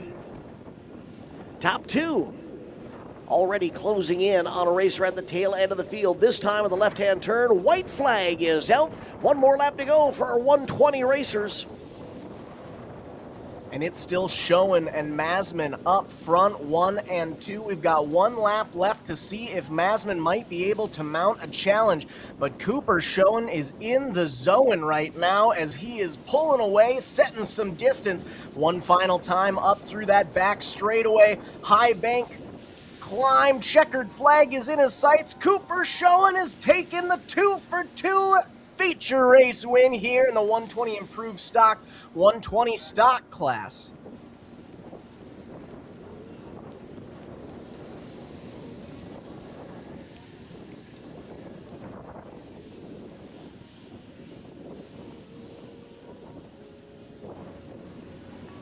All right, so now give us an opportunity to reconfigure the racing surface. Move some of those hay bales to open up access to the back straightaway.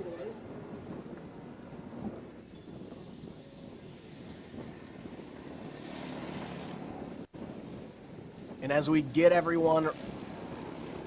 the track all reconfigured over here, just a quick shout out to those of our racers in the pits right now. Race number 1, 200 stock 9 to 12 should be in the staging area, along with race 2, plus 30 Snowcross, and race 3, 200 stock 4 to 8, heat 1, and race 4, heat 2. Racers in race 5 and 6 should be starting to make your way up to the staging area if you haven't already.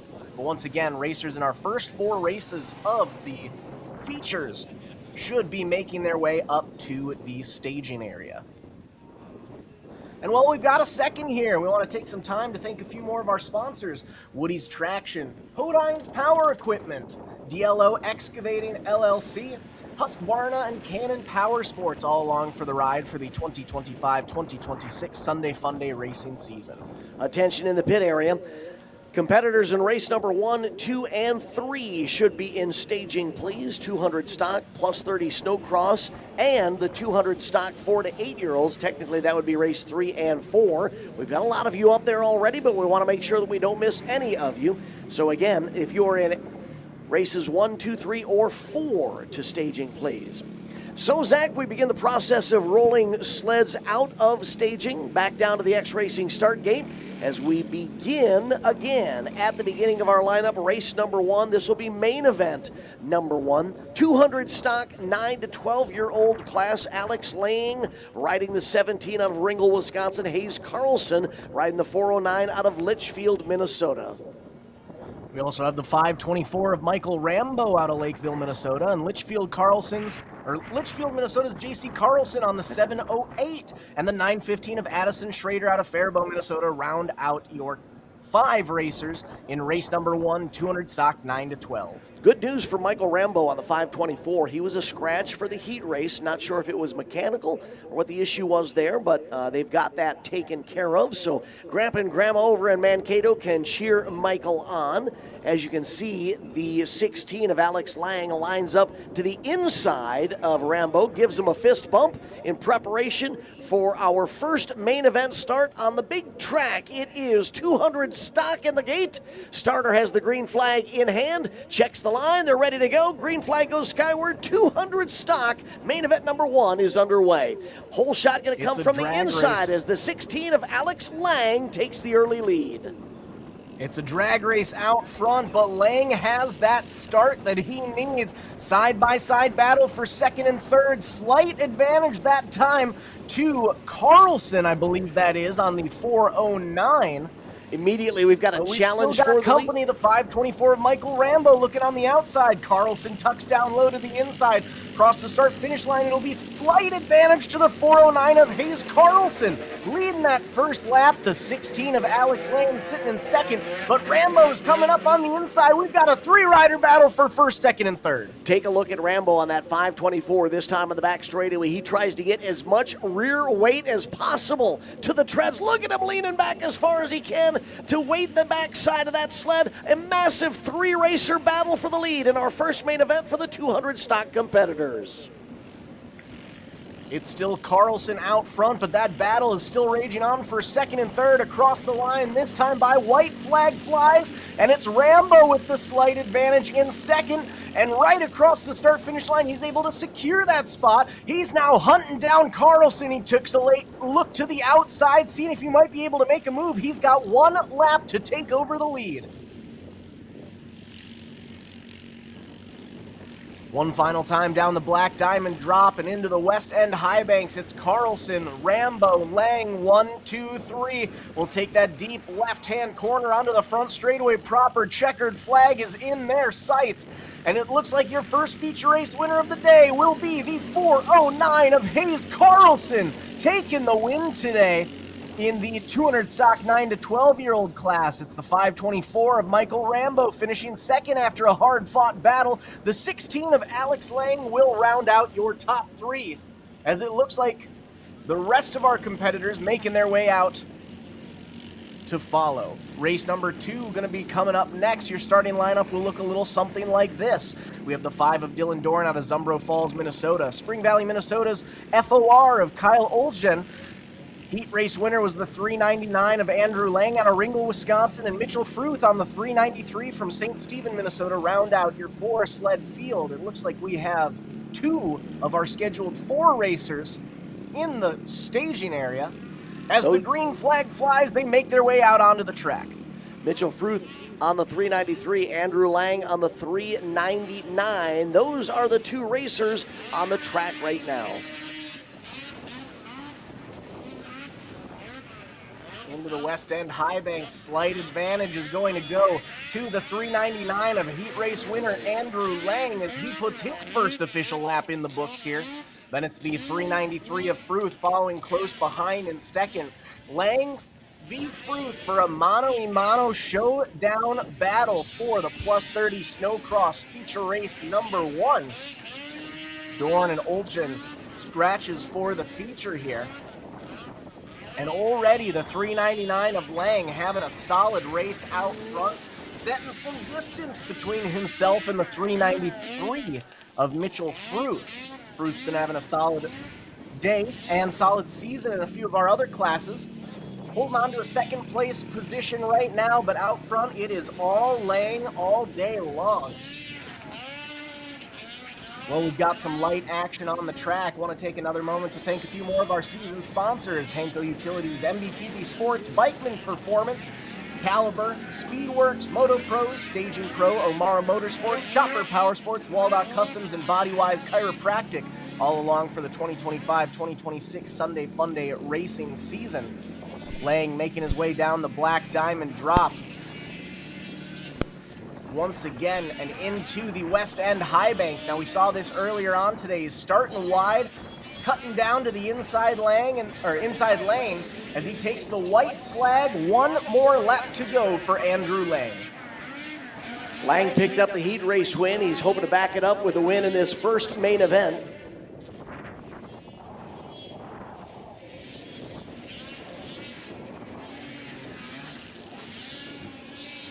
One final time through the West End High Banks. He's going to make his way around onto the front straightaway. And with a nice gap developed, checkered flag is going to fly for Snap-on Tools number 399 of Andrew Lang. The 393 of Mitchell Fruth will round out your 2 sled field for race number 2 plus 30 Snowcross. Race number 3 going to come up next. Your starting lineup will look as follows. Heat race winner was the 99 of Rylan Betterly out of Cook, Minnesota. Behind him, the 524 of Lakeville, Minnesota's Mackenzie Rambo. And Litchfield, Minnesota's 409 of Hayes Carlson rounded out your podium. Also have the 85 of Colton Neifel out of Elko, New Market, Minnesota. Stewartville, Minnesota's Brooks Podine on the 105. The 312 of Eli Book out of Rochester, Minnesota. And Elk River, Minnesota's Abram Schoen rounding out your 7 sled field on the 712. As the green flag flies, it's going to be a drag race down the line, but it looks like it is the 85 of Colton Neifel taking the whole shot. Wasn't in the top 3 for the heat, but he wants to lead this feature as we've got one rider going up and over in the Send It Squeeze. Rider off the sled there, and that holds up 2 behind him, so our top 4 are going to pull away from those 3 racers in the Send It Squeeze. Look at this 2-rider battle for the top spot. 1st and 2nd, and then 3rd and 4th. Out front, it's still Neifel. Then it's the 409 of Hayes Carlson holding on to that 2nd place position. They've got company slightly behind them, about 3 sled lengths back. We've got a heated 2-rider battle for 3rd and 4th. We're going to make our way past that downed rider in the Send It Squeeze. All clean. We're single file through the top 4, but those battles still raging for 1 and 2 and 3 and 4. Through the West End High Banks, our leaders are slowly but surely starting to come upon the rear end of the field. We'll see if lap traffic may play into a roll for our top 2, but the white flag flies. 1 more lap to go to see whether it will be the 85 of Neifel or the 409 of Carlson taking the top spot in the 200 stock 4 to 8 Heat 1 class today.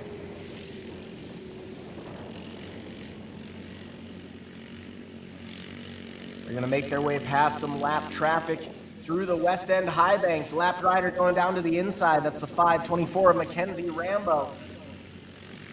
Knifel's going outside. Carlson's going to follow behind, which gives Knifel the chance he needs. Colton Knifel has taken the checkered flag win today for TC Services, Knifel Creations, Grandma Jane, G&G Wallstrom, Pure Home Restoration, and Lake State Builders. And finishing second will be the 409 of Hayes Carlson. So we get ready for race number 4. Race number 4. Race number 4 will be our 200 stock 4 to 8 second group, or we'll call it heat number 2 if you'd like. Emerson Gaffney out of Esco riding the 18. Felix Ryan from Millville riding the 107. On the 133 out of Delano, Minnesota, it's Cade Viden. Heat race winner was the 168 of Henry Rolfe out of Lake City, Minnesota, followed behind by Claremont, Minnesota's 410 of Owen Lance. Then we have the 823 of Cooper Schoen from Elk River, Minnesota, and Faribault, Minnesota's Calvin Schrader on the 960. So 6 racers in the start gate. 6 racers in the lineup, rather. 7 racers in the start gate. Green goes skyward, and our 200 stock 4 to 8-year-olds are away for their first main event. 3 wide in a battle for second, third, and fourth with our race leader pulling away out front. The send it squeeze is going to cause those riders to bump and bang as we make our way onto the back straightaway, but out front early. We've got one rider pulling away from the rest. We've still got a nice side-by-side battle for third and fourth raging on, as honestly our top 5 are starting to all get into the mix there in that battle for second, third, fourth, and fifth. Our top place racer pulling away though, right behind him, the 410 of Owen Lance goes down to second. Apologies, that's the 823 of Cooper Schoen moving back to third. So we had a 7-rider freight train in the opening lap. Here are our top 4 trying to pull away from 5th on back. Top 2 likewise trying to distance themselves from 3rd and 4th. Top 2 nose to tail into the West End high bank turns and headed towards the climb to get to the start-finish line. Second place racer is going to move down to the inside as the white flag flies. 1 more lap to go, and I believe that's the 133 of the Den out front early. But he's got company down to the inside. Heat race winner, the 168 of Henry Rolfe, is able to make the slide pass maneuver. Rolfe is now up to the top spot. Viden back to second, but we've still got the 823 of Schoen in the mix in third. Rolfe, your new race leader with a smooth pass in turn number 1. Is there going to be a charge back attempt to retake the lead from Kane Vadine? Not going to happen. At the line, checkered flag is out. Henry Rolfe on the 116 machine is your main number 1 winner. Taking the win for Midwest Detail Supply, Henry Rolfe going 2 for 2 in heat number 2 of the 200 stock 4 to 8-year-old class. That was race number 4. Race number 5 is going to be coming up next. We've got another dual class about to hit the track for you. In the transition 8 to 10-year-old class, we have the 524 of Michael Rambo finishing second overall, winning his heat race. The 85 of Colton Knifel out of Elko Newmarket, Minnesota, and Foley, Minnesota's 25K of Cashton Nelson. And in the junior 10 to 13-year-old class, heat race winner was Brettley Krugmark on the 105 out of good old Mazeppa, Minnesota. Behind him, the 973 of Wyatt Strazy from Elko, Minnesota, and Ringgold, Wisconsin's Alex Lang on the 16.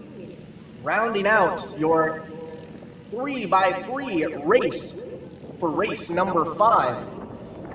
Gonna check the starting gate, flaggers at the ready, riders ready to go. Green flag is up and away we go, and out front early, it's the 524 of Michael Rambo. Finished second overall in the heat race, looking to take an overall main event win today. And boy, oh boy, is he setting a gap between himself and that side-by-side battle for second and third.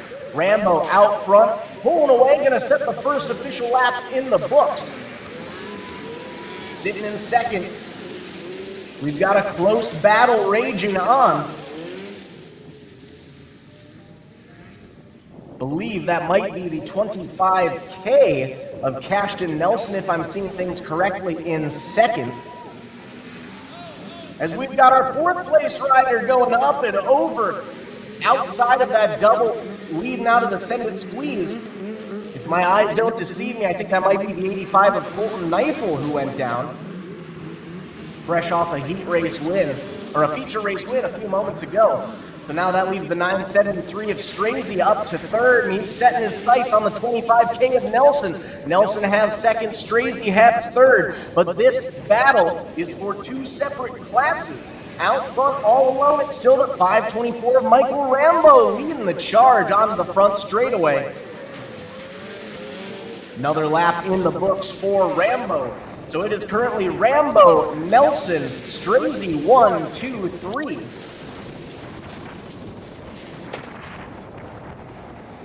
And boy, oh boy, does Rambo have a nice advantage over second and third.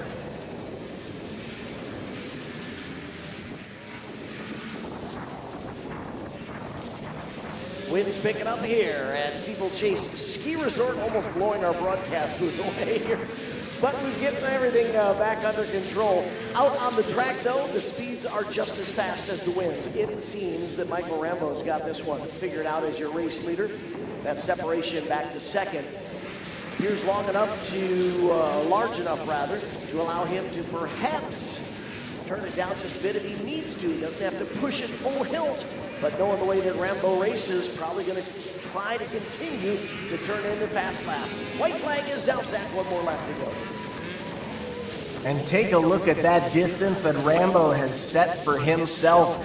In the transition 8 to 10-year-old class, he's leading the pack right now and pulling away.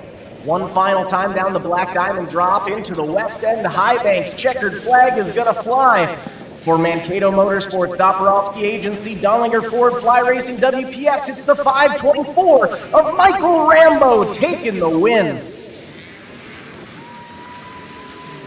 I believe unofficially it looks like that may have been the 105 of Brettley Kruzmark, able to pass by second overall, taking the feature race win in the junior 10 to 13 class, with the 25K of Cashton Nelson unofficially rounding out your top 3 for race number 5. Race number 6 will be our Pro 206 and Super 225 kids classes, mixed gate. Bowden Nelson out of Foley, Minnesota will be racing the 25B in the Pro 206 class. In the Super 225 class, we have heat race winner Hayes Carlson riding the 409, heat race second place finisher Easton Geyer on the 99, and heat race third place finisher Auburn Owen riding the 17. Rest of the field includes the Crosacks, Gabby on the 8, Addison on the 75, and Carson riding the 357. 7 racers in the starting grid, 6 in the start gate. Green flag is in the air, and we're going to start with a 3-wide scramble for the whole shot. The 17 of Owen on the outside. The 409 of Carlson in the mix, but it looks like it's Easton Geyer getting the whole shot with a 99 machine. Geyer out front early, but don't look now. It's the 409 of Carlson trying to get into that top spot right there. Carlson just about 3 sled lengths behind. Geyer holding on strong for the lead, though, as we put our first full lap into the books. You can see the number 99 machine has opened up quite an advantage over second. I would say 4 to 5 sled lengths from Geyer back to Hayes Carlson on the 409, I believe that is, with Auburn Owen to the 17 giving chase. It was fun watching them get out of the start gate and race through that first turn 3 wide in an attempt to grab the whole shot. Now it's just down to these 2 duking it out for the lead.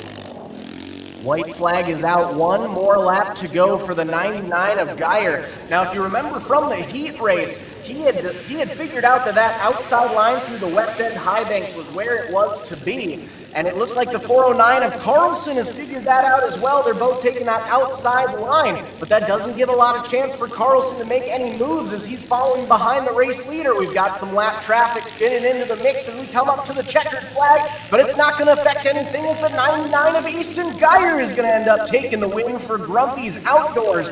It is the 409 of Carlson Finishing second overall, I believe that was the 17 of Owen, rounding out your top 3 in the Super 225 Kids class, race number 6. Now we're going to amp it up a little bit for main number 1, race number 7, Junior Open 18 and under. Heat race winner Mason Helen will be atop the 127 machine, and heat race second place finisher Carter Bastier will be riding the 252. The other 3 racers in the starting lineup, Grant Bastier in the 12, Jackson Hadrava riding the 116, and Julia Olson on the 521. 5 racers in the starting lineup, 6 in the start gate. Looks like our new racer we have out there is the 952 machine. I want to say that might be Rath on the 952, if I'm remembering correctly from other races. Yeah, Jackson Rath. We've seen him in race number 12, junior 14 to 17. Looks like he's making his way into race number 7 as well. Rath was strong in his prior race. He is going to try to battle for the whole shot with an outside run. It's not going to work for him as Rath settles into 4th behind the top 3. Race leader trying to pull away from 2nd and 3rd.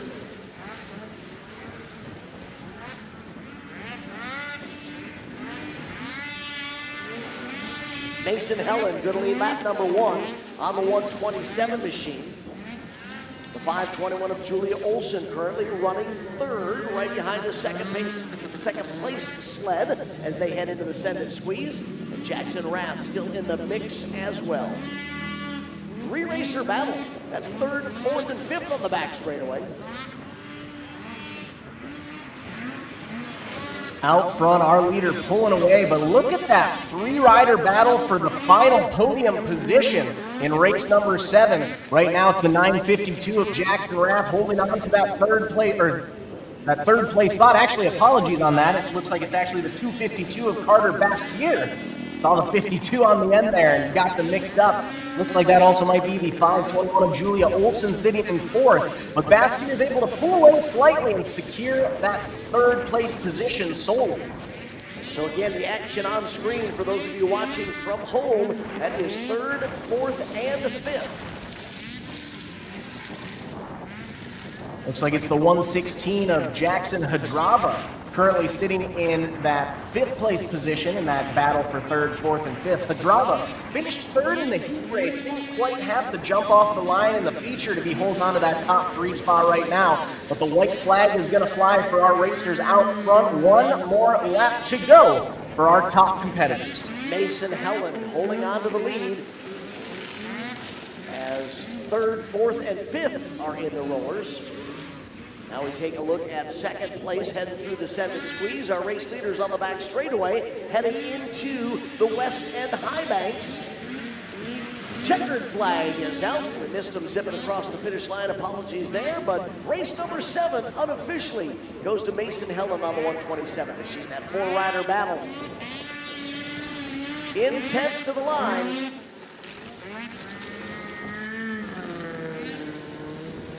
And that is race number 7. Race number 8 up next.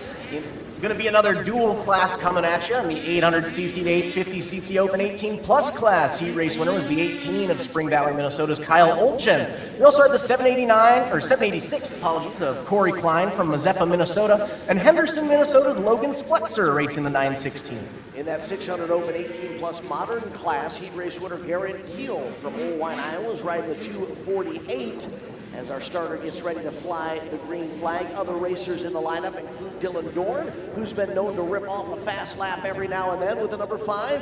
DJ Marsh on the 38. Racers are ready. Starter is ready. Green flag goes skyward. And race number 8, main number 1 is underway with a 4-wide scramble for the whole shot in turn number 1. Other racers include Seth Shroud on the 56, Peyton Smith on the 068, and Dom Santina riding the 429.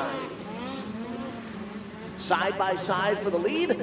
3 wide for 3rd, working around the outside to take the lead out of the West End High Banks. There's your race leader. I believe that's Peyton Smith.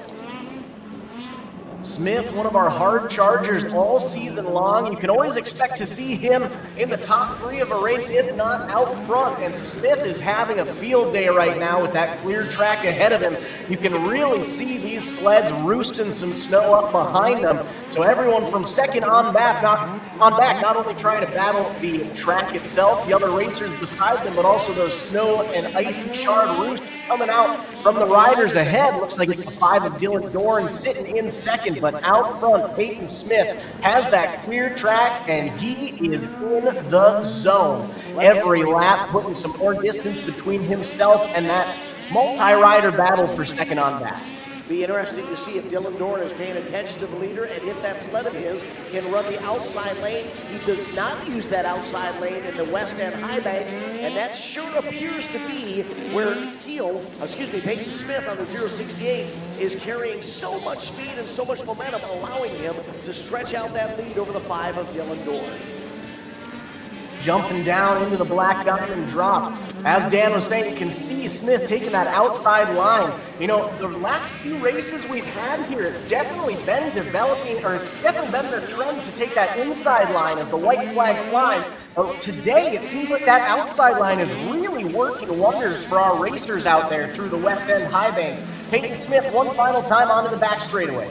That last time, Dylan Dorn finally used that outside lane, and I believe he liked it. Will he try it again this time? Peyton Smith has quite a lead. Dorn back to the inside, slows that machine up. Checkered flag is out. Finishing order will be Peyton Smith as the winner, and Dylan Dorn across the line in second. Both of them in the 600 Open 18+ modern class. Race number 9 going to be hitting the track next. Another dual drop class for you. And in the 200 Open class, heat race winner ended up being the 409 of J.C. Carlson out of Litchfield, Minnesota, alongside the Schoen brothers out of Elk River, Minnesota. That's Abram Schoen on the 712 and the 823 of Cooper Schoen. Gabby Krochak from Prior Lake on the 8, Addison Krochak from Prior Lake on the 75, and Carson Krochak from Prior Lake on the 357. Boy, look at the attack mode of these racers. As our close-up hand cam shows them ready for the green. The 44 on the extreme outside there, right next to the 712 of Abram Schoen. But the whole shot comes from the inside of the start gate. Top 2 single file, 3 wide for third, now 2 wide for third. Your race leader all alone at the front of the pack on the back straightaway.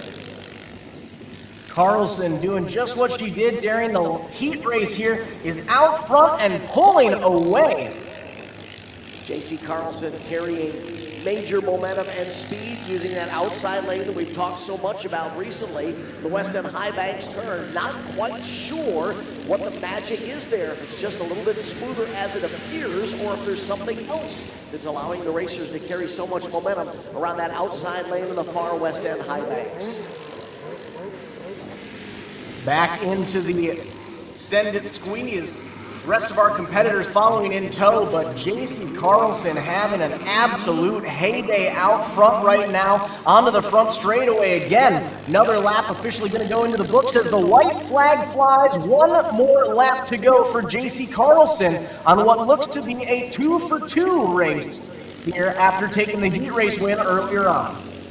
Carlson riding the 409 machine, wearing the 708 snow gear. That may have caused a little confusion to some of you viewers, but that is J.C. Carlson at the front of the field of the 409. And J.C. is going to back up the heat race win with another W, this time at the end of main event number 1 in the 200 Open class. With a more than full straightaway advantage over our second place racer. Second and third have a nice little battle going there, and it may change hands right to the finish line. Second place racer laid back a little bit. Third had a great charge. Couldn't quite see who got scored in that number 2 position. Is our handheld. I believe unofficially it may have been the 823 of Cooper Schoen, finishing second on that bright blue 2 sled. But again, unofficial results for race number 9. Race number 10 going to be coming up next. Heat 1 of 2 for our Ditchbanger 90-09 class. Heat race winner was the 71 of Caden Christensen. Right behind him, the 76 of Aiden Ledger out of Graston, Minnesota. We also had the 04 of Ethan Duchesne from Northfield, Minnesota. North Branch, Minnesota's Cade Chenard on the 303. The 639 of Monty Pappenfuss out of good old Mazeppa, Minnesota. And Zimmerman, Minnesota's Jory Cordis on the 716. 6 racers in the starting lineup. You can see 4 of them there on our hand cam at the X Racing start line. The 2 yellow machines of Christensen and Ledger battled up front in the heat race, as Zach told us, with Christensen coming out on top as the heat race winner. Let's see if running order will change at all. You can see the 639 of Monty Pappenfuss sandwiched between those 2 number 70 machines, the 71 and the 76, and the 716 of Jory Cordis there, just to the right of Aiden Ledger's 76. Elbows up, heads down, attack position. Green flag is in the air, and the whole shot will come from the 71 of Caden Christensen. Starting off like he finished during the heat race, Christensen out front and pulling away. The 76 of Aiden Ledger trying to do all he can to keep Christensen in his sight. But right now it is Christensen, Ledger 1 and 2. Right behind them, I believe that might be the 639 of Monty Pappenfuss sitting in 3rd place overall, with the 04 of Duchesne and the 303 of Chenard being scratches. Yep, Jory Cordis on the 716 running 4th. I mentioned this during the heat races. Monty Pappenfuss coming off a W Saturday night, currently holding on to the number 3 spot. Both Aiden Ledger and Caden Christensen have also enjoyed some W's through the 2025-2026 Sunday Funday series. Right now it's Caden Christensen, who appears to have the weekend well under control. Is a sweep in the works? We'll find out. He won the heat, and he's leading main number 1. And he is leading with quite a gap. The race was pretty close during our heat race. I mean, they weren't side by side crossing the start and finish line, but I believe there were only about 2 sled lengths separating Christensen and Ledger. But right now, Christensen, with that clear track ahead of him, has been able to put about a half straightaway gap between himself and the 76 of Ledger.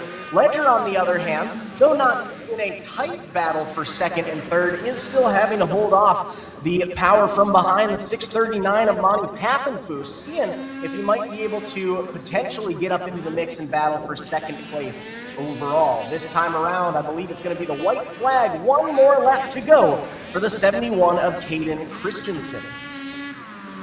Final lap for our Ditchbanger 90-09 first group. They call it heat number 1. We will have a 2nd group coming up next.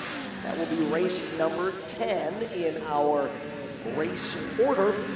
Caden Christensen continues to quickly take a peek over his left shoulder, find out where the competition is, realizes he doesn't have much to worry about, at least for now. Smooth and quick around the West End High Bank turns, begins to climb to the finish line. Checkered flag is out. Caden Christensen backs up the heat race win by picking up the W at the end of main event number 1. Aiden Ledger across the line 2nd. Monty Pappenfuss going to finish 3rd. Jory Cordis rounding out your 4-sled field. That was heat 1 of 2 for our Ditchbanger 90-09 class. Starting lineup for this 2nd heat is going to go like this. Heat race winner out of Oline, Iowa was the 248 of Garrett Keel. The 7X of Jagger Cordis finished right behind from Duluth, Minnesota.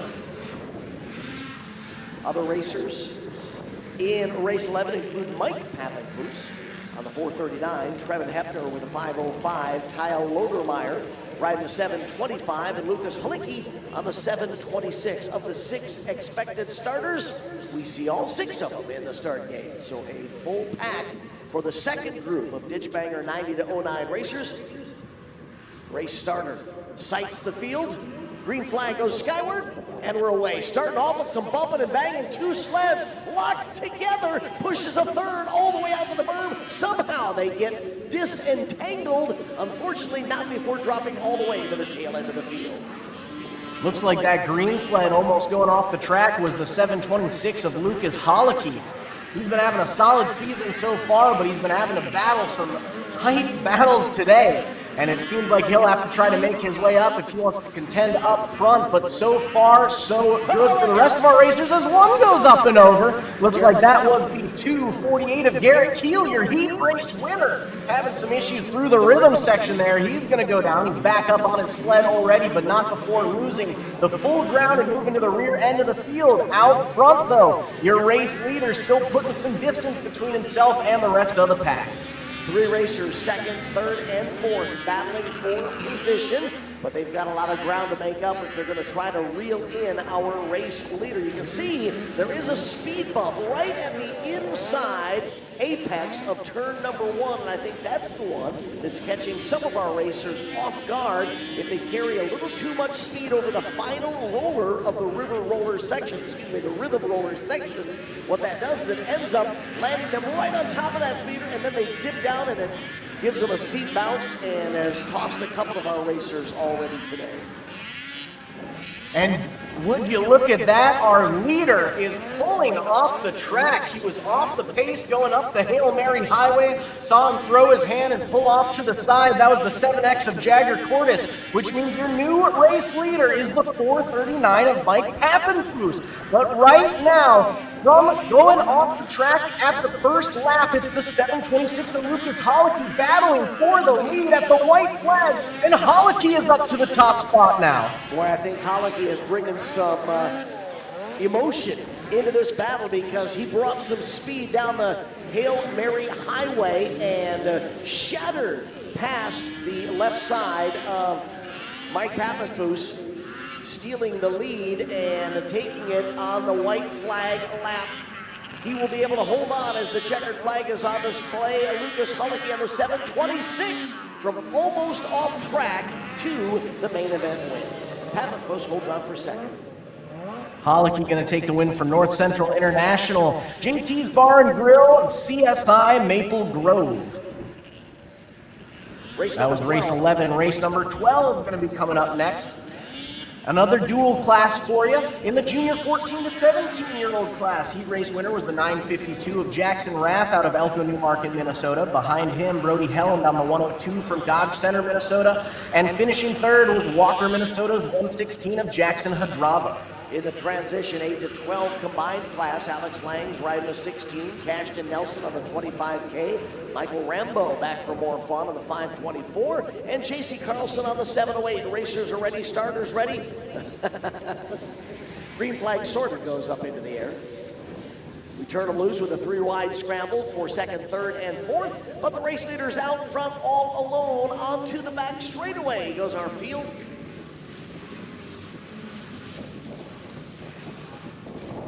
And out front, early race leader, pulling onto the front straightaway with a head full of steam. I believe that may have been the 116 of Hadrava, if I'm not mistaken. Yep. The 25K of Cashton Nelson sitting in second. The 16 of Alex Lang rounding out your top 3. Now Hadrava out front is in that junior 14 to 17-year-old class, but in second and third, that's a battle for the transitioning to 12 combined feature race win. Top 3 staying relatively tight. Fourth place racer also coming under attack as they are side by side in the overall running order as they exit the West End High Banks and begin the climb up to the finish line. Hadrava finished third in the heat race, but had just the hop that was needed. Both Nelson and Lang were outside of the top 3 for the heat, but they were able to make their way up for this feature. They've got a little bit of company behind them, but not super tight battles as of yet. But don't look now, the 25K of Nelson may slowly but surely be reeling in the 116 of Hadrava. There we can see the 16 of Lang putting another lap in the books there. We've got about even spacing between our top 4. I'd say it's about, a solid 4 or 5 sled lengths in between Hadrava to Nelson to Lang to our 4th place rider as well. One thing we've noticed is it doesn't take much of a hiccup for a rider to get off pace and allow those behind him to gather them in and challenge for position, which means that as the white flag flies, just one little mix-up by Jackson Hadrava could change the racing order at the front of the field. Could Cashton Nelson close in and maybe challenge However, second, third, and fourth is tightening up as well. So drama on the final lap here. Let's see who's going to finish where when they get to the checkered flag. One final time through the West End High Banks. Checkered flag is going to be flying, and the 116 of Jackson Hadrava takes the win for Motopro's Mazeppa Kevakona Collision. Finishing second by a hair, it was the 25K of Cashton Nelson for Shima Exteriors, Jagger Construction, Yasio Nickel Barn, among others. The 16 of Alex Lang going to have to settle for a third place overall finish. But of course, Nelson wins the transition group. Lang gets to enjoy a second place finish in that transition class as we get ready for race number 13. Ditchbanger triples and Ditchbanger twins. Dylan Dorn picked up the win in the triples class atop his number 5 Woody's traction entry. Robert Olendijk from Cresco's riding the 18, and Logan Fixstall from Rochester is on the Nix Engines number 50. In the Ditchbanger Twins class, finishing second overall, taking the heat race win in this class was the 71 of Caden Christensen. We also had the 5 of Reese Olendijk, the 9 of Nick Sonneben, Peyton Smith on the 068, the 76 of Aiden Ledger, Jory Cordes on the 716, and the 213 of Isaac Pavick as the green flag flies. And out front, we've got all sorts of carnage through the Send It Squeeze, and it looks like the 71 of Caden Christensen may have been in the mix there. Dylan Dorn is your early race leader. There you see the 71. Is that the 71 or the 76? I'm not sure. Christensen or Ledger holding on to the number 2 spot on that yellow sled. That is my apologies. It was the 71 of Christensen in second. Looks like that was the 76 of Ledger who went down going into the Send It Squeeze. So Christensen holds on to the number 2 spot in the overall running order, but since Dorn, your race leader, is running in the triples class, that means Christensen is leading the twins class. Dorn, Christensen, 1 and 2. Right behind them, though, Peyton Smith trying to get into the top 3 as well. And it's the 5 of Reese Olendijk sitting in third. So our top 3 is currently the same from the heats that we saw earlier on today. But Smith is going to see if he might be able to mix things up a little bit. Yeah, it goes Christensen, Olendijk, and Smith.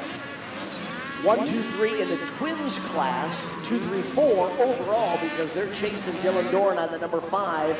Dorn has been strong every trip he's made to Steeplechase Ski Resort, and you're seeing him bring that momentum into the Sunday portion of the Sunday Funday 10th round of action here. Still green flag in race number 3, main event number 1 at the line, and this time white flag is out. One more lap to go.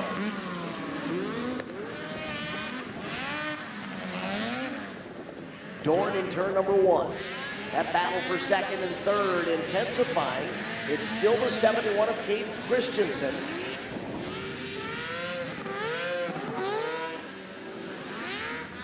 The number 5 of Olendijk. Giving chase, using that outside lane to see if it'll work for him. Dylan Dorn will get the overall win and the W in the triples class. Christensen will hold on for second overall and the win in the Ditchbanger twins class. That is race number 13. Race number 14 gonna follow. We've got another dual class coming at you. Heat race winner all alone in the kids Ditchbanger 8 to 12 class was the 33 of Millville, Minnesota's Amelia Tesmer. Right behind Tesmer in the junior Ditchbanger 13 to 17 class with the 15 of Callan Weebush taking the heat race win there, finishing second overall out of Mazeppa, Minnesota. Millville, Minnesota's Nora Tesmer on the 41. Harrison Hurst has had a wild Sunday, that's for sure, with his 499, but it looks like he's on the line. Julia Olson's riding the 521 and Landon Podine on the 555. 5 racers on the starting line, 6 expected. We'll try to figure out who we are missing. See the 33, I believe, of Amelia Tesmer lined up all the way to the rider's left there. I think that is Amelia. Nonetheless, green flag flies and we're away. The 499 of Harrison Hurst going to get the whole shot on the red sled. Then it's a side-by-side battle for second and third.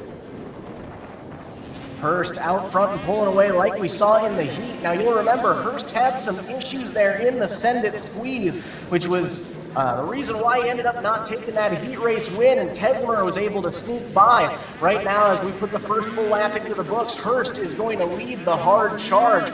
Racer in second, right behind Tesmer in third. As it currently stands, I believe that might be the 15 of Kalen Weebush sitting in second right now, splitting the difference. Can't quite make out the number on that green sled, and I apologize if it's apparent to everybody else. Can't quite figure it out. There's a nice speed shot from our West End High Banks turn with the Steeplechase. Steeple in the background, giving us a nice view. For those of you at home, hope you're enjoying the live streaming coverage of Snowcross action as part of the X Racing Sunday Funday program from Mazeppa, Minnesota. Racing still solid out there on the track. It is still Hurst, Weebush, Tesmer, 1, 2, 3. As we make our way down the Black Diamond drop through the West End High Banks. Another lap in the book for Hurst, who is now a full straightaway advantage over the 15 of Callan Weebush.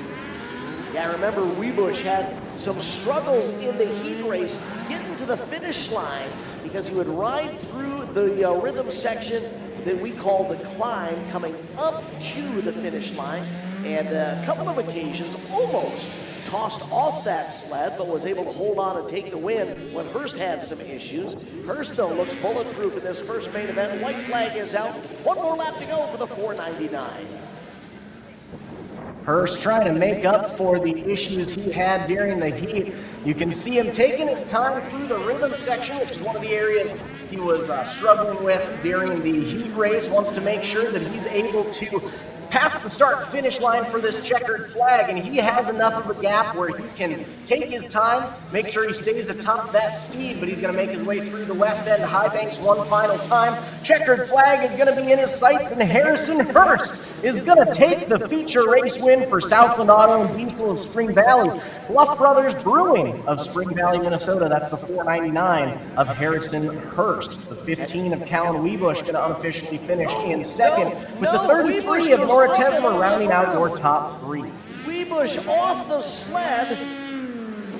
The sled rolled over Weebush coming out of the West End High Banks turn. The sled continued to barrel roll into what used to be our staging area and our start gate. So Callan Weebush with a hard get off on his way towards the checkered flag.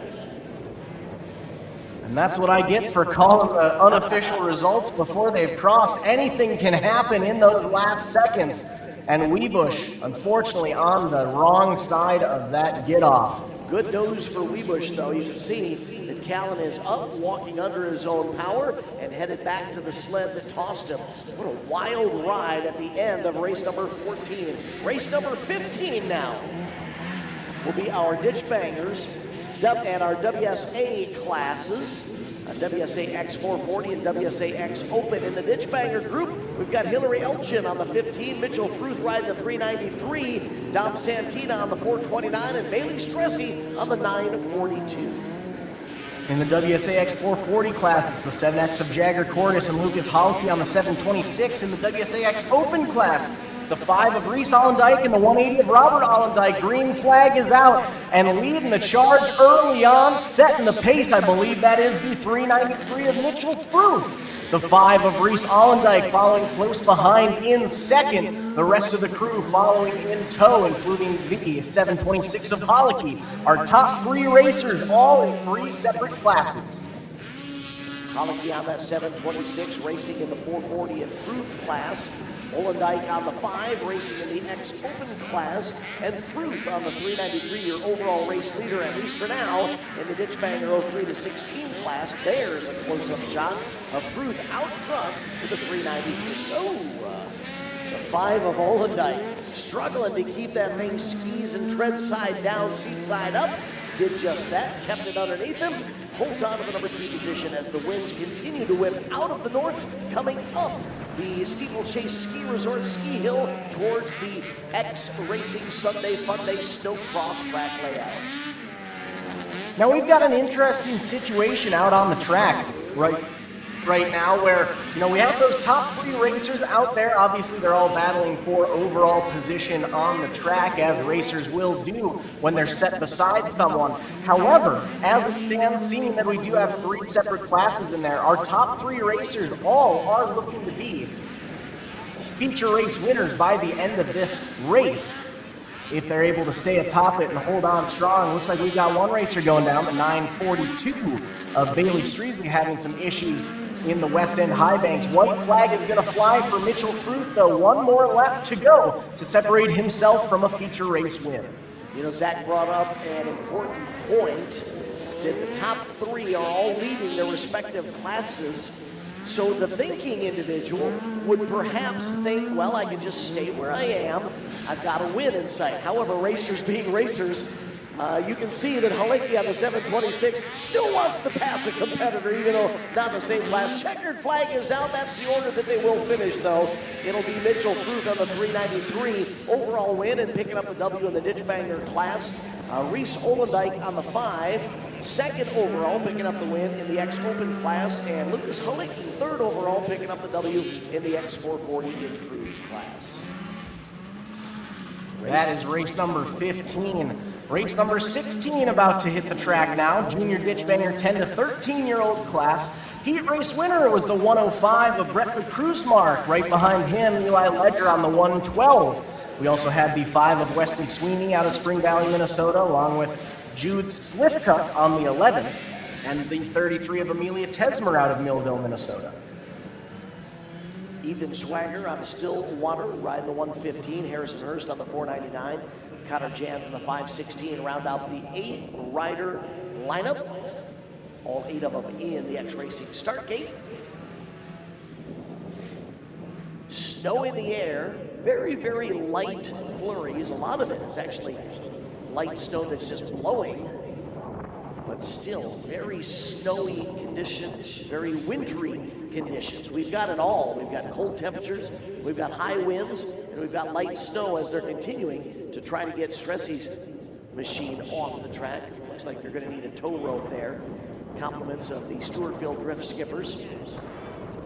Give us a moment. Well, we take a moment to get Stressy's sled off the track. I want to take another quick moment to thank a few more of our sponsors. Playstead Companies Incorporated, Rugged Radios, Rock Speed Effects, Thomas Snow Sports, Fly Racing, Professional Mechanical Services, USI, Olson Plumbing and Heating Inc., Quality Freight Rate, Custodio Home Group, Olson Power and Equipment, and Grandpa Bob's Real Log Cabins. As a reminder, we wouldn't be able to bring you some great racing action week in and week out if it weren't for those fine folks at all of those companies, so make sure you support them the same way they're supporting us as the green flag flies. And it looks like it may be the 105 of Kruzmark holding on strong to the lead as we've got 2 going up and over into the Send It Squeeze.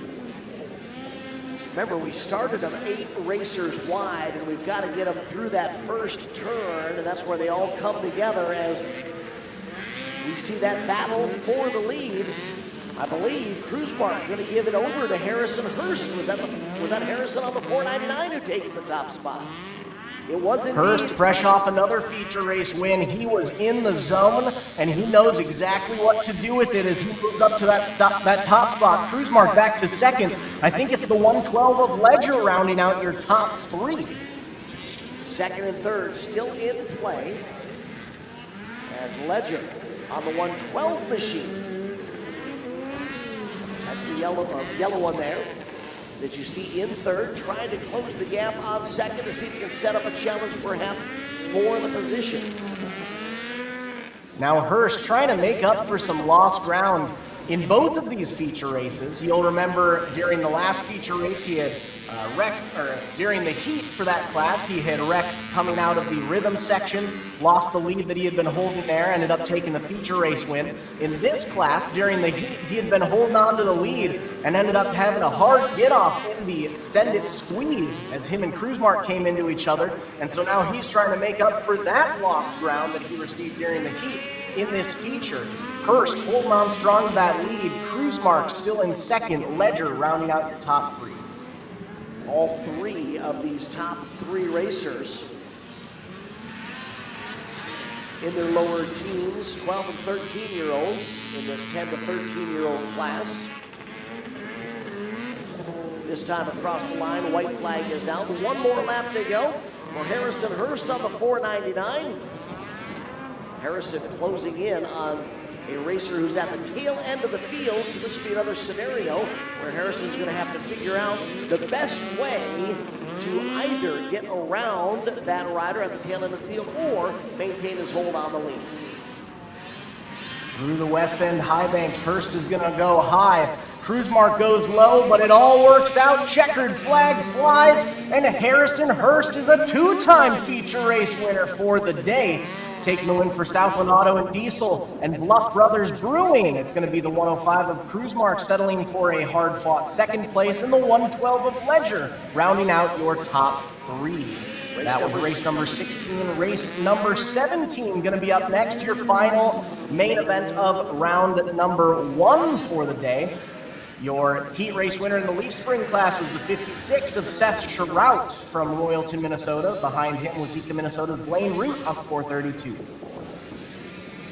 In the Almost a Pro Podium Invitational group, we have Christopher Book riding the 7, Travis Hogstad on the 34, David Raymond atop the 151, Kyle Book on the 312, Landon Podine on the 555, and Joshua Podine riding the 670. 8 racers in the lineup, 8 racers in the start gate. This is main event number 1, race 17. Shrout took the overall heat race win. Christopher Book finished second overall, taking that win in Almost a Pro Podium Invitational. Green flag is going to fly. And the early race leader looks like it's going to be, I think that may have been the 312 of Book, if I'm not mistaken, as we've got one going up and over in fall away field. One sled on its side right there in that first turn. Meanwhile, side-by-side battle for the lead. And as the top two are elbow to elbow coming out of the west end high banks, the 670 and the 312. Give the lead to the 312 of Kyle Book. 670 of Joshua Podine sitting in second, but we're going to come across our downed rider in fall away field. See how getting by this racer is going to affect these racers up front. Right behind in third, I believe that is possibly the 34X of Travis Haugstad, if I'm seeing things correct. 5-rider battle for second place. And they're all in the mix, and they bunched up as they all had to slow down to work around our downed racer. They opened it up a little bit that time on the back straightaway, but it's still Book, your race leader, with Joshua Podine on the 670 was holding on to second. Just as I say that, gives it up. With an inside move, we've got a new racer up to the number 2 spot.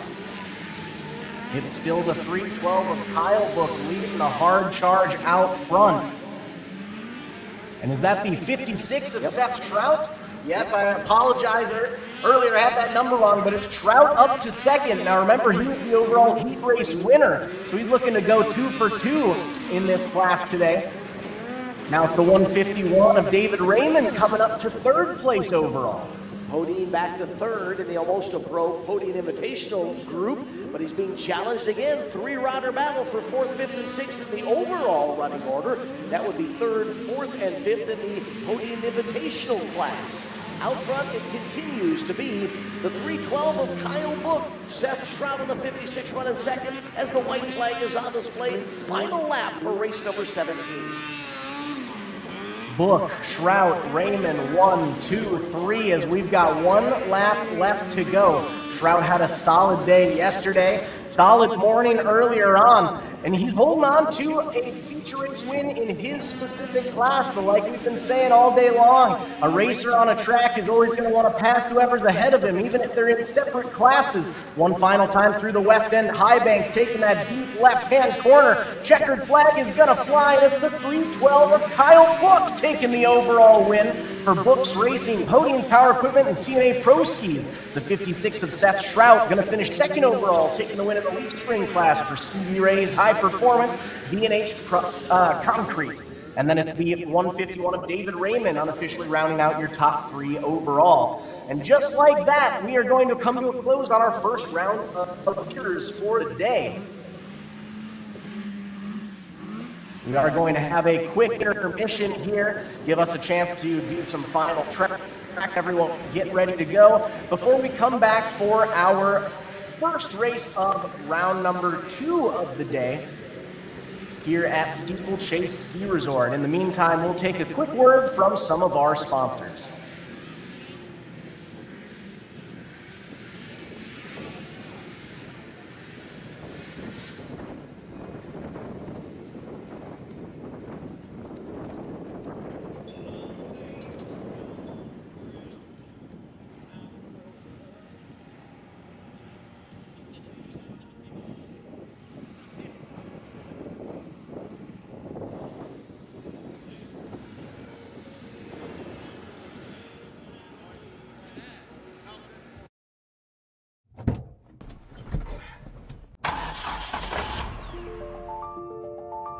Freight is the backbone of the country, and as long as people need goods, they're going to need somebody to get it to them. My name is Matt Bohl with QualityFreightRate.com, powered by T-Force Worldwide. We provide LTL, truckload, and expedited freight services across this country. If your freight weighs over 120 pounds going over 120 miles, that's where my shipping rates kick in. We help companies ship easier for less. With our system, our customers are able to quote and book shipments with ease 24 hours a day, 7 days a week. If you're having trouble with damages, lost freight, claims of any sort, we can help you with our experience, solve the problem, tell you why it's happening and what you should do to prevent it in the future.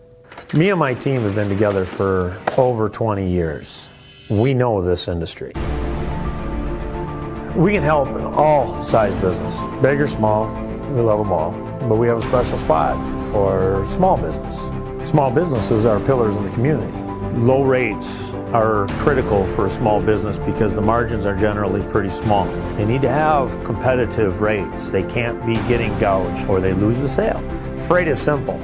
People make it difficult. We work as consultants in the industry, so it doesn't matter what your problem is, we'll solve it. We educate the customers, we solve problems, and we lower their shipping rates.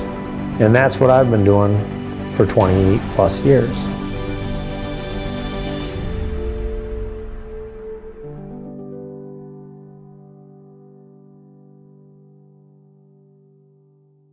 At AmRamp Accessibility, our goal is to help people, and that means providing them with the best quality product and service possible. Built with powder-coated steel, our ramps are stronger and longer lasting than those built with wood or aluminum. Installed in a matter of days to ensure your safety as quickly as possible, our teams are here for you. I can get out. Yeah, much easier. Better, a lot better. Yes, thank you. I don't even have the words to explain how much easier it is. We're just so thankful for it, so thank you. Thank you very much. Find your forward with AmRamp Accessibility today. Learn more at amramp.com.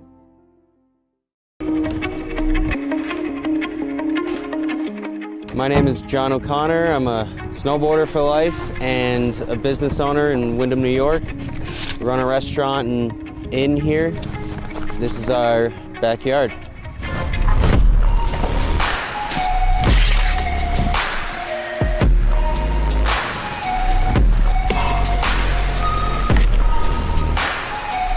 Having a backyard park is really special because being able to snowboard at home and not have to get in the car, go to a resort, wait in a line, is your own creative space to do whatever you want, however you want. You're in your element. You're right at home, and it's a really good feeling when you can tune into the space around you with you and your friends and just make something special of it. The Tow Pro has helped my vision come to life with where I would like to take the backyard setup, and without it, it wouldn't be the same. It's the most easy to use, compact, portable, reliable rope tow that you can buy. It's the best thing that I own as far as what gives me happiness in life. Without it, it's not the same when you're hiking. To be able to keep riding and feel like you're snowboarding, that's what it's all about. And the Tow Pro has made that happen.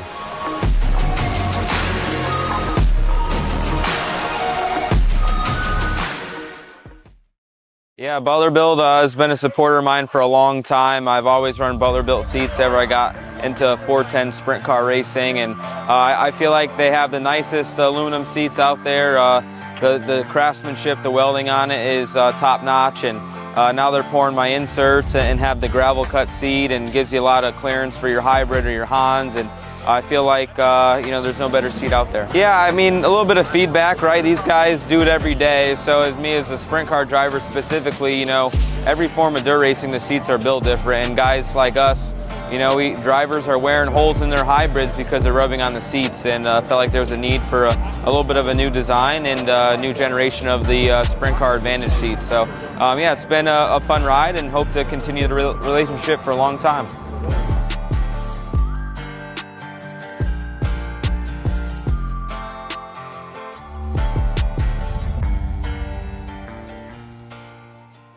Need auto parts? You know Conrad's Auto Salvage and ASAP Used Auto Parts, two great companies, now one location near Mondovi. We've appreciated your business in Eau Claire. Now you'll find all the same parts and services at our location near Mondovi. We can mount and balance tires, plus do oil changes and more. All the same services in one incredible facility. Conrad's Auto Salvage and ASAP Used Auto Parts, two great companies, now one location near Mondovi for all your auto parts needs. When you push your engine to the limit, on the track, the farm, or the highway, only one name delivers unmatched protection. Schaefer's specialized lubricants. With over 180 years of proven performance, professionals don't guess. They trust Schaefer's. And in our region, there's one guy who makes it happen. William Denzer. Racers, farmers, fleets. They all call William because he's reliable, knowledgeable, and gets results.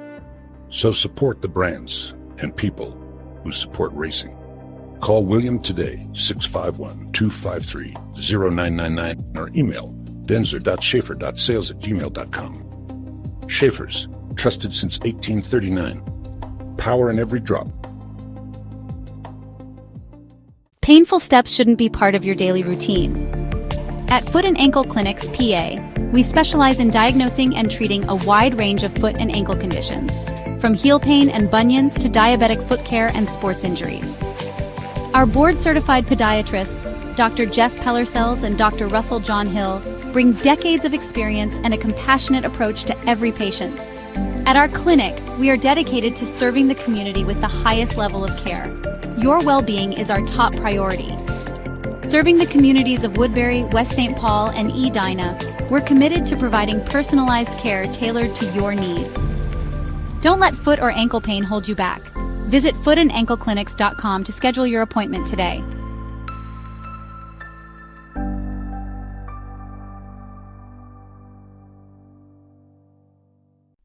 Every great journey begins with a trusted guide. And when it comes to finding your perfect home, there's no one better than Kathy Vetter. With over 10 years of experience and a passion for real estate, Kathy Vetter helps you find the perfect home, a peaceful country retreat, a cozy single-family house, or your very first step toward a lifetime home. She also specializes in commercial real estate, guiding you through every step of the way. From the heart of the metro to the scenic countryside, Kathy Vetter knows the Minnesota market inside and out, committed to finding the perfect fit for you, no matter where you are. Buying your first home can feel overwhelming, but with Vetter by your side, it's a smooth and exciting journey. She makes first-time buyers feel confident, supported, and understood every single step of the way. From your first showing to handing over the keys, Kathy Vetter works tirelessly to ensure you get the home you've always wanted. Kathy Vetter, your trusted real estate expert across Minnesota. From vibrant metro living to serene countryside escapes to agricultural and commercial spaces. Let her help you unlock the door to your next chapter.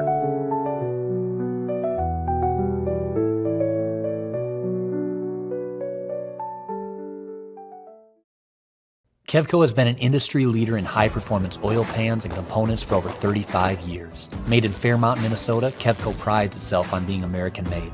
Kevco has expanded our product line way beyond just oil pans to valve covers, breather systems, jack stands, boilers, wheel sockets, and much, much more.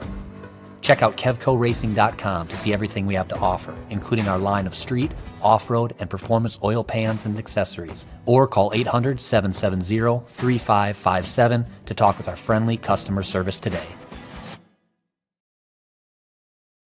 With over 40 years of experience producing quality racing components, we're excited to unveil the Kevco Drive Shaft. Our Kevco Drive Shafts are 100% made in the USA from USA-sourced materials. We have developed our drive shafts using precision machine yokes that offer more clearance with higher strength than any other shaft on the market. Our yokes are then zinc-plated black for long-lasting protection. All our drive shafts are meticulously hand-built and balanced on our brand new superior Driveline Shaft Master drive shaft machine. Every carbon fiber Kevco drive shaft comes loaded with Spicer 1310, solid body, non-greasable universal joints for superior strength. We offer U-joints, U-bolts, slip yokes, and anything you may need for your drive shaft. Kevco has the ability to custom build any length drive shaft for any application you may need, whether it be mild steel, chromoly, aluminum, or carbon fiber. Call us today at 800-770-3557 or check us out on the web at KevcoRacing.com.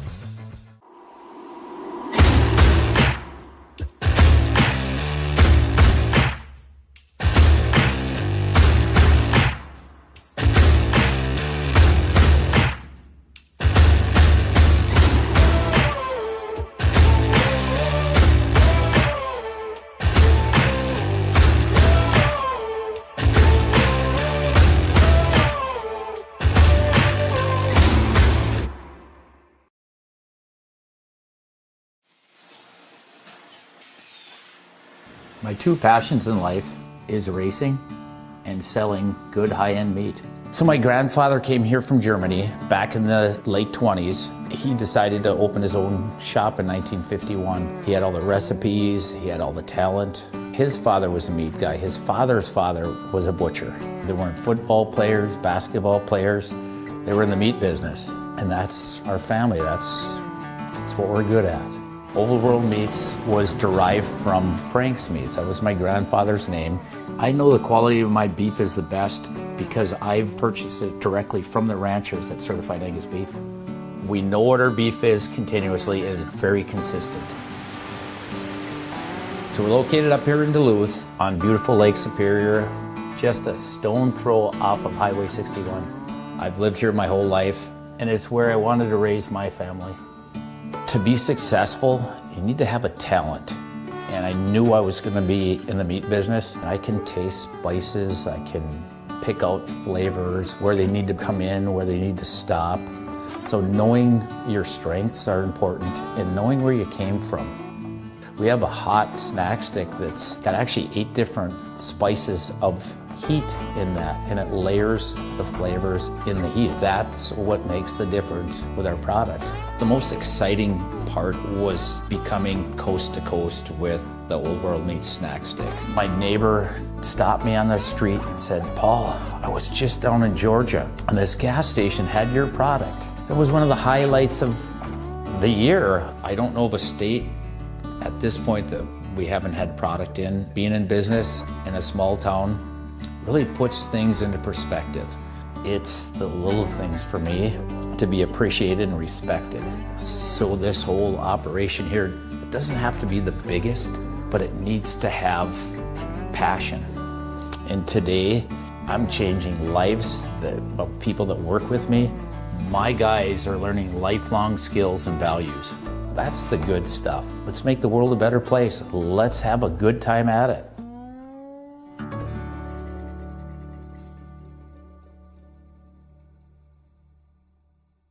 When you've got to ship it from anywhere to anywhere, QualityFreightRate.com. the LTL Freight Logistics Specialist for your small business. QualityFreightRate.com. We simplify shipping, eliminate those surprise charges, and negotiate the best rates from most LTL qualified carriers. QualityFreightRate.com. Special residential and liftgate rates available for automotive and ag implements. QualityFreightRate.com. Use the promo code ICE and get 10% off your first shipment. Startup is so easy. Get a quote and ship today. QualityFreightRate.com. Ready to make a splash this summer? Grab your friends and head to River's Edge on the scenic Apple River. Whether you're looking to float the day away, camp under the stars, or catch live music and weekend events, River's Edge has everything you need for an unforgettable time. Book your tube, campsite, or party package now. River's Edge on the Apple River. Your summer starts here.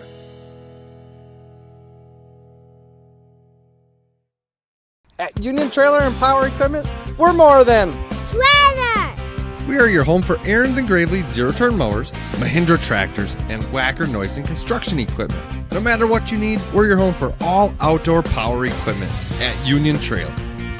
Plus, anything you buy or already own, we can service that for you too. Don't forget, we have the best selection of trailers in the Chippewa Valley. Union Trailer and Power Equipment, family owned and Happy Friday!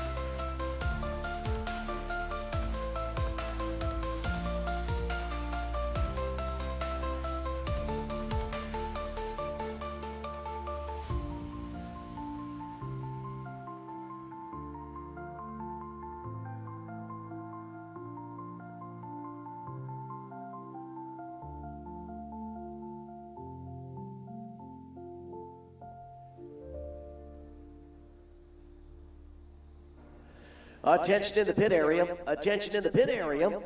We are hoping to go racing at 140. It is now 134. So we want to make sure that we get our staging area loaded. We have not made a call quite yet for our flaggers, but we would like competitors in races 1, 2, and 3 to begin the process of getting up to the staging area. Race 1, obviously 200 stock. Race 2, plus 30 Snowcross. Race 3 and 4, 200 stock, 4 to 8s, 2 heats there.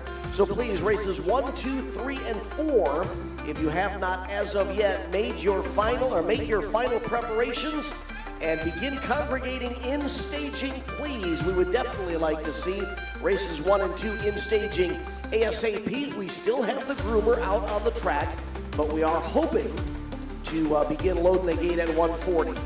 So this is your first call. Let's get sleds and racers into staging, please. Races 1, 2, 3, and 4. Thank you.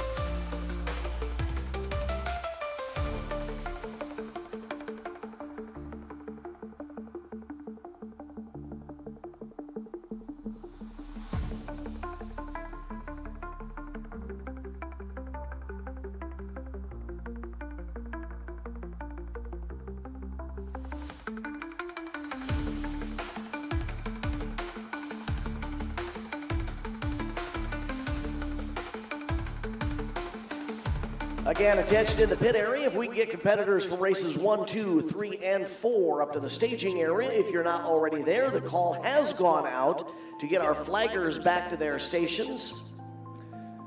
So please, if you have a racer in race 1, 2, 3, or 4 to staging, please. And again, flaggers to your stations on the track, please. Flaggers to your stations on the track, please. Thank you.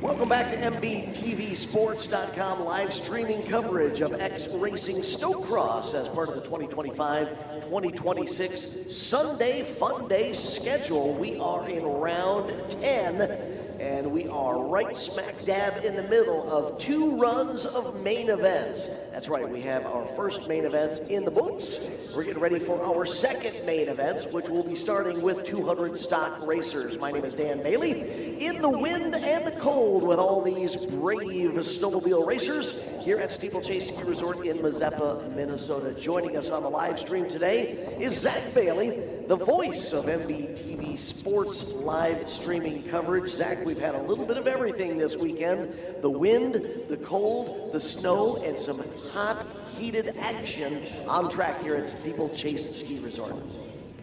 I couldn't agree more. I wasn't able to make it out for yesterday's races, unfortunately, but I have seen a lot of great action today. I'm kind of on the lucky side right now. I'm getting to announce this whole show from the comfort of my own office, so haven't had to brave the cold like all of you fine folks out there at Steeplechase Ski Resort, but I am enjoying all of the action that's been going on the track. And honestly, like you were saying, some of that action's been so hot, I'm surprised that the snow isn't melting there and warming things up a little bit for you guys.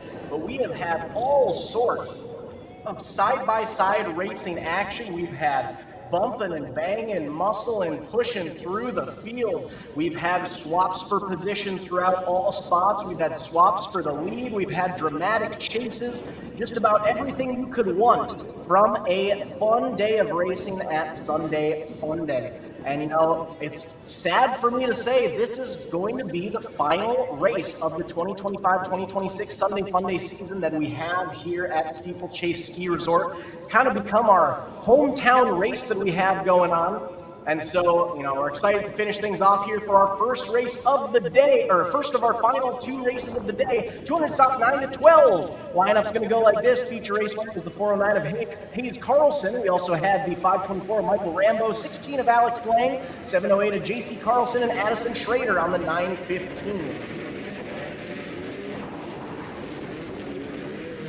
4 racers in the start gate. Look at that start line as our youngsters are ready to rock and roll with main event number 2, race 1. This is 200 stock ready to come at you. 4 of the expected 5 there. I believe we're waiting for 1 fifth competitor while we wait for that 5th competitor to get down there. Oh, looks like we're going to try and turn them loose with these 4. Starting marshal is ready. Green flag is ready. Racers are ready. And race conditions are green. We're going to go 4 wide into turn number 1. We funnel it down to 3 wide, then 2 wide. Now we have a single race leader trying to pull away from the pack. 200 stock second main event is underway.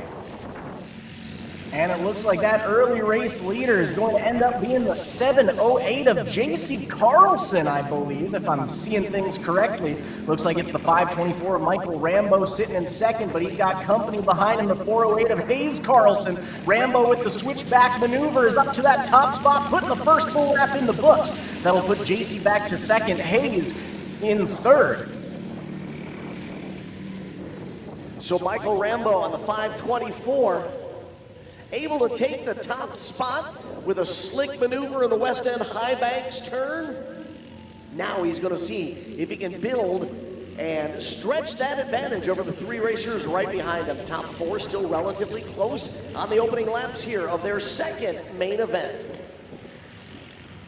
Man, look at that heated Carlson battle for second and third. JC's got second, Hayes wants second. White flag is out, 1 more lap to go to decide how our first feature race of the second round of racing is going to go for the day. Rambo, Carlson, Lang rounding out your 4 sled field for 200 stock 9-12.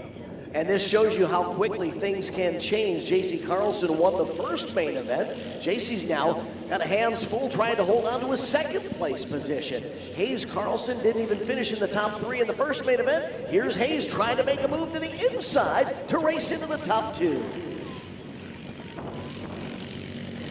Taking the checkered flag out front, though, it's going to be the 5:24 of Michael Rambo taking the win for Mankato Motorsports, Dabrowski Agency, Donlinger Ford, Fly Racing, and WPS. I believe the 409 of Hayes Carlson was able to sneak by for a second place finish, with JC Carlson rounding out your top 3 in race number 1. Race number 2, plus 30 Snowcross. Looking for the clean sweep on the day is the 399 of Andrew Lang out of Ringgold, Wisconsin. 393 of Mitchell Fruth finished second in both the heat and first feature, looking to take over that sweep.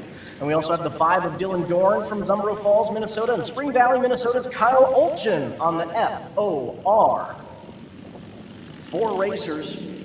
Main event number 2, plus 30 Snowcross competitors in the X Racing start gate. Green flag is in the air, all 4 of them present and accounted for, and they sneak into the first turn. 3-rider battle, but unfortunately that's second, third, and fourth that they're shooting for as our race leader pulls away on the back straightaway.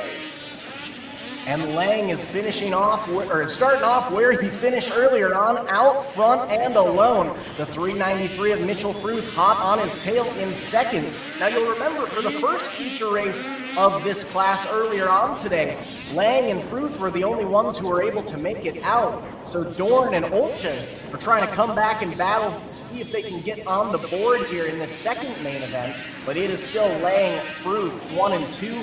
Then it looks like that side-by-side battle for third and fourth currently being held on to by Olchen on the FOR, with Dorn rounding out your 4-rider field. Dorn was able to get up alongside of Elgin to challenge him for a spot in the top 3. Wasn't quite able to make the pass stick. Now he's going to try an inside run in turn number 1, and this time he does. The number 5 of Dylan Dorn up to third now. Elgin back to fourth.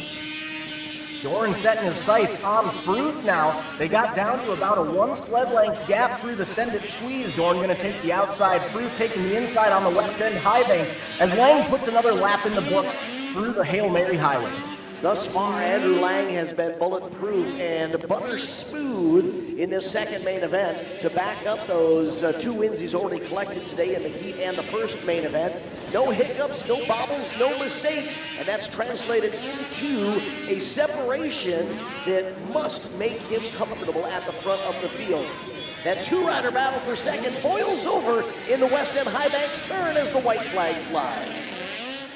One more lap to go, and Lang has all but secured this clean sweep. So the battle for today, as long as Lang's able to stay on all skis, is going to be for that second place position. Fruits got second in the heat and the first feature. Will he be able to do it again in the second feature? Checkered flag is going to fly for Andrew Lang, taking the win for Snap-on Tools. And who's got second? It's yet again.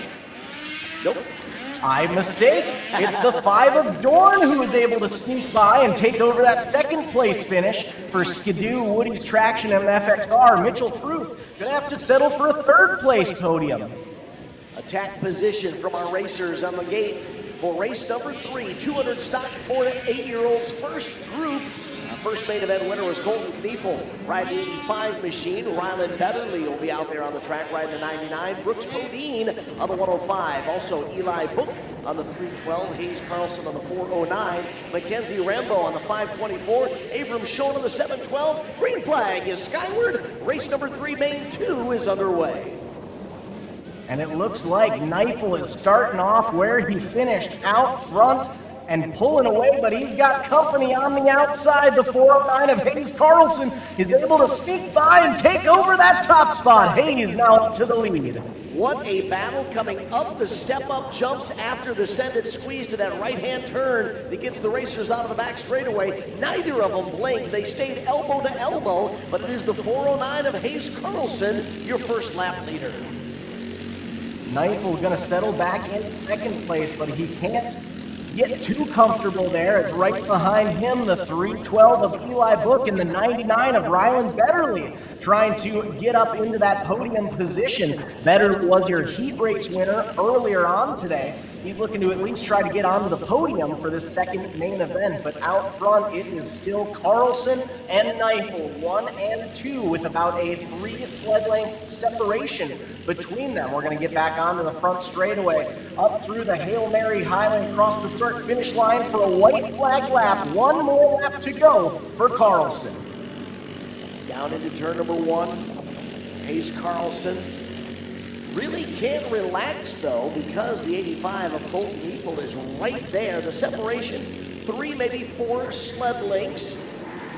Maybe growing a little bit as they get back onto the back straightaway there, but they drop into the black diamond drop. This might be an opportunity for Kniefel to give it one last shot. Drives it deep into the west end. High bank turns, can't quite make up the ground. The checkered flag will fly. Hayes Carlson on the 409 will pick up the main number 2 win with Colton Kniefel across the line in second. We get ready for race number 4, which will be our second group of competitors in this 200 stock 4 to 8-year-old class.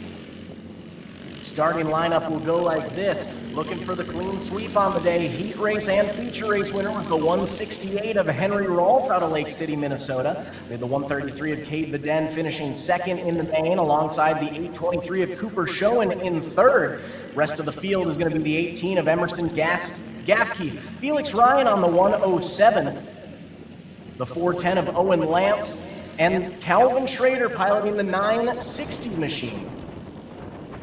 200 stock 4 to 7 racers on the lineup for race number 4, 200 stock 4 to 8, heat 2. Flaggers giving them the sign, getting ready to go. Riders at the ready. Green flag flies, and 7 racers hitting the track. For race number 4, we've got a pile-up ensuing in fall-away field, so our top 3 are going to be able to pull away. I believe that might be the 823 of Cooper Schoen out front leading the charge. Schoen with the top 3 finish at the end of main event number 1. Out front, beginning of main event number 2, as you can see, track workers trying to untangle the machines that got caught up there in the first turn after the start gate. Release, top 3 now. Still in the battle for position, but at least they've got almost an entire lap cushion back to heavy traffic from 4th on back. Looks like that's the 133 of Cade Viden sitting in second right now. But where, oh where, is Henry Rolfe? He was looking for a clean sweep, and I do not see him at least in the top 2. I don't believe that's him in 3rd, which means Rolf must have been one of the sleds in that issue at the beginning. White flag is going to fly. One more lap to go for the 8:23 of Cooper Schoen. Cooper Schoen on the blue sled. Your race leader, the Deuce of Cave Benton on the 133 right behind him. The top 2 have since pulled away a little bit from 3rd. There you can see the separation back to the 3rd place sled. But the battle is on for the lead and the win. Can Cooper Schoen jump from 3rd to 1st in the main finishing order?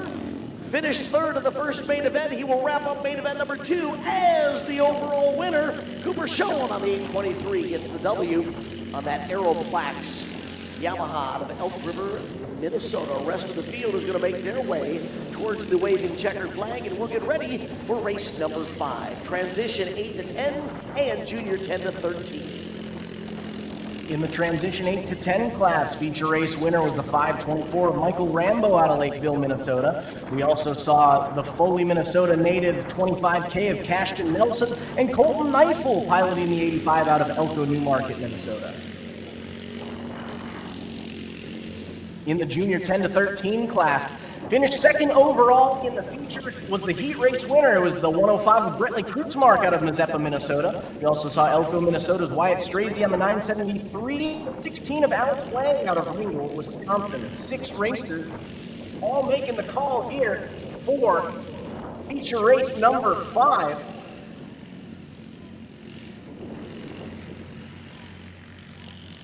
Once we making get sure the track is all clear before we go green flag racing here. All right, track is clear. Racers are ready, starters ready, track workers are ready. Green flag skyward, and we are away. They head into turn number 1 for the whole shot battle. Race leader out front all alone. 2nd, 3rd, and 4th in play. 5th and 6th giving chase. There's your early race leader. It will be the top spot position being held all alone on the back straightaway. 2nd all alone. 3rd and 4th side by side. I think that might possibly be the 105 of Brentley Kreutzmark out front. See the 524 of Michael Rambo sitting in 2nd overall. So our top 2 racers unofficially in 2 separate classes. So we've got a junior 10 to 13 rider out front, transition 8 to 10 in 2nd. So even though they are 1st and 2nd overall on the track, they are both leading their respective classes. Top 3. And I was wrong. It looks like it's actually the 973 of Wyatt Strazy that's out front. Strazy's still a competitor in that junior 10 to 13-year-old class, leading the charge there. Finished 3rd in the heat race. I believe Strazy had some issues, I think it was in this class during that first feature, had some issues making his way up into the west end high banks, but it looks like he had the jump that was needed right away to be able to pull out ahead of the rest of the field. Another lap in the books for Wyatt Strazy on the 973. Michael Rambo running 2nd there, making his way through the rhythm rollers, headed towards turn 1 of the fall-away field. As Zach has mentioned a couple of times, running 2nd, not necessarily a bad thing, because even though he's 2nd overall, since this is a mixed gate race, he is leading the other class, the transition 8 to 10-year-old group. So Rambo on the 524, 2nd overall, but leading the transition 8 to 12 pack. White flag is out. White flag is out. 1 more lap to go for Strazy. Wasn't in the top 3 during the feature. Finished 3rd in the heat race, but he's looking to take home the W as he makes his way through the west end high banks one final time onto the front straightaway. Checkered flag is out, and Wyatt Strazy's a feature race winner today in the junior 10 to 13 class. Michael Rambo, though, finishing 2nd overall, is going to take the win in the transition 8 to 10 class. For Mankato Motorsports, WPS, Fly Racing, Domlinger Ford, and Doperalski 80s. A huge gust of wind coming up the Steeplechase Ski Resort hillside as race number 5 concludes with a waving checkered flag, which means we're now ready for for race number 6, Pro 206 and Super 225 Kids class. Racing in the 225 Kids class, we have main event winner Easton Geyer on the 99, main event second place finisher Hayes Carlson on the 409, and main event number 1 third place finisher Auburn Owen riding the 17. Other 3 racers, Gabby Krojak on the 8, Addison Krojak on the 75, and Carson Krojak on the 357. Bowden Nelson's in the Pro 206 class on the 25B as the green flag flies. Out front with the whole shot is the 17 of Auburn Owen. Auburn, your early race leader at the start of main event number 2. The 99 of Easton Geyer sitting in second. He was your feature race winner. But right behind them, the 409 of Hayes Carlson, your heat race winner, close in tow. These have been our top 3 throughout the day in this class, but they've swapped positions multiple times throughout the day. Owen's got the lead, but the 99 of Geyer's able to make the move on the outside. Geyer now up to that top spot. Owen back to second. Carlson still biding his time in third. All day long, Geyer has been showing how smooth and fast that outside groove can be when he needs to use it. That's what he used in the West End High Banks on the prior lap to get around the early race leader, Auburn Owen, and steal the lead. Uses it again this second time, as does Hayes Carlson. Hayes brings that speed up alongside of Auburn Owen and is going to take over the number 2 spot at the white flag.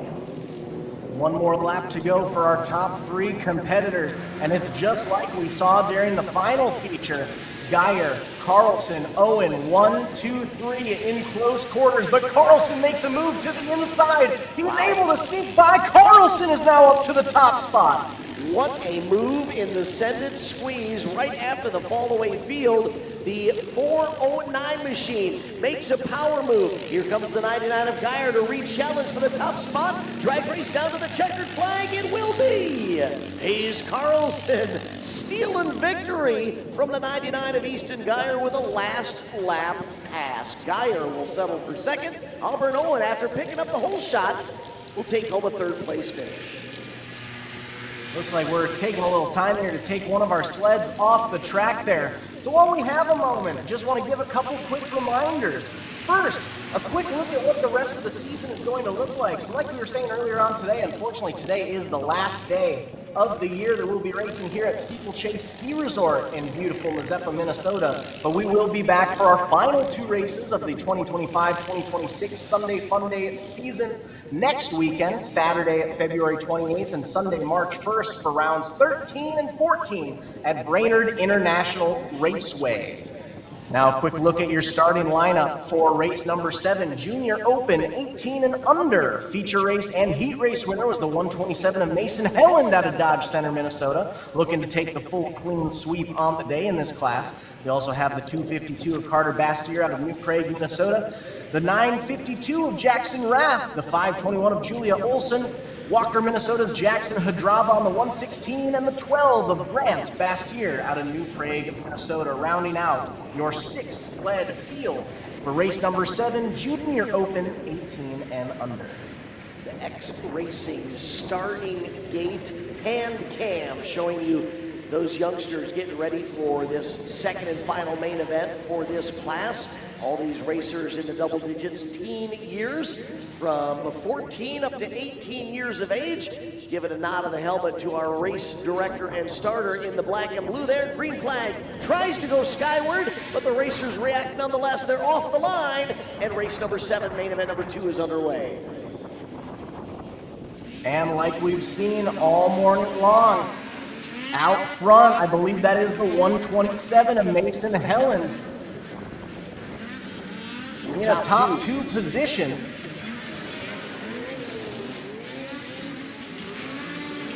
Our top 2 racers have pulled away from the rest of the field. Is that Jackson Rath holding on to the number 2 spot? We'll try and clarify. We can zoom in on the number there. But out front, it continues to be Mason Helland. Those top 2 are setting a blistering pace in the opening couple of laps here. A slight push from the second place sled there allows Helland to pull away just a little bit as they head into the rhythm rollers. Looks like it is the 952 of Raff holding on to that second place spot. Now Helen's looking for a clean sweep. Raff's looking to do all he can to take that away from him. Raff finished second, I believe, during the first main event here. Helen out front now, but he's got company through the West End high banks. Raff was able to gain some ground. Helen able to pull away through the rhythm section as we get by some lap traffic there. We're going to send him into the send it squeeze. Only about one sled length separating our top two riders. Meanwhile, a nice two-rider battle for third and fourth. They're about the length of a straightaway back, but it's a battle for position nonetheless as our top two come to the line to take the white flag. One more lap to go for Junior Open, main event number 2. They're going to go through fall away field and make their way through the send it squeeze. It's still Helen and Raff, 1-2, as we go down the Black Diamond drop and make our way up to the West End high banks. Checkered flag is going to be in their sights, and the clean sweep is going to go to the 127 of Mason Helen, taking the win. For Fly Racing, Woody's Traction, Slick Products 100%, and Moto Pros. The 952 of Jackson Raff going to settle for a hard-fought second place. Rest of the field across the line to wrap up main event number 2, race 7. We get ready for the starting lineup of race number 8, 600 Open, 18 plus modern, and 800 to 850 Open, 18 plus. In the 600 Open 18 plus class, we have Dylan Dorn on the number 5, DJ Marsh riding the 38, Seth Shroud on the 56, Peyton Smith with the 068, Garrett Keel on the 248, and Dom Santina riding the 429. And in the 800cc to 850cc Open class, heat race winner was the 18 of Kyle Olchen. We also saw the 786 of Corey Klein and Logan Sputzer on the 916. We've got them all lined up, but we are just waiting for the other class to make their way off the track. So we'll give them another second before we go green flag racing. Now we look all ready to go. Stances are at the ready. Flagger checks the line. Green flag is up. And out front early with a nice blistering pace pulling away from the rest of the field. I believe that might be Smith again. He's being challenged by Dylan Dorn on the number 5. Dorn to the inside. Smith, if it is Smith, on the outside. We'll see as they cross the line. I believe it's the 068 of Peyton Smith out front early. It is indeed as they head through the rhythm rollers and back down to turn number 1. Nice three-rider battle for third, fourth, and fifth raging on as well.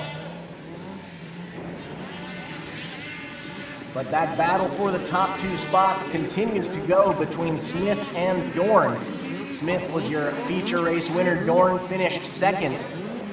He's looking to take over that top spot on the day, though.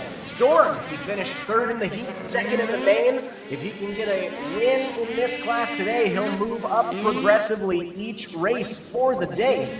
But it is still Smith and Dorn out front as they've now set about a half straightaway gap between themselves and third. Dorn with the move to the inside slides up on Smith. Dorn is your new race leader, ladies and gentlemen. Dylan Dorn hopefully ready to turn in the descending number results, as Zach just said.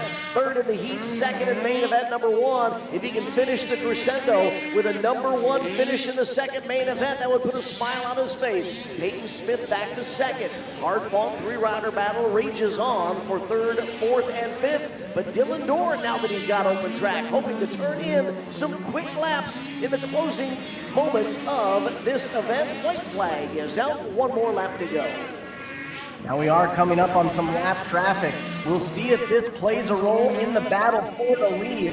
Through the send it squeeze, Dylan Dorn going to go down to the inside, able to cut down across the lapped rider and give some space between himself and Smith. He's going to take that low line into the West End high banks. Make sure he gets out nice and clear, but checkered flag is in his sight. Dylan Dorn taking the feature race win for Skidoo, Woody's Traction, and FXR in the 600 Open 18 plus class. Peyton Smith going to have to settle for a second place finish. Race number 9 will be next as the rest of this field takes the checkered flag. In race number 9, we'll have 2 classes represented, 200 open and snow sport. In the 200 open class, J.C. Carlson also looking for a clean sweep if possible. Won the heat and the first main event on the 409. Can he go 3 for 3? We'll find out shortly. Abraham Schoen from Elk River on the 712 and Cooper Schoen on the 823 are the other 2 competitors in that 200 open class. In the snow sport class, we've got a class full of Krocheks. So we have the 357 of Carson Krochek, 75 of Addison Krochek, and Gabby Krochek piloting, I believe it said the 8 on the lineup, but I think I see 44 on the sled.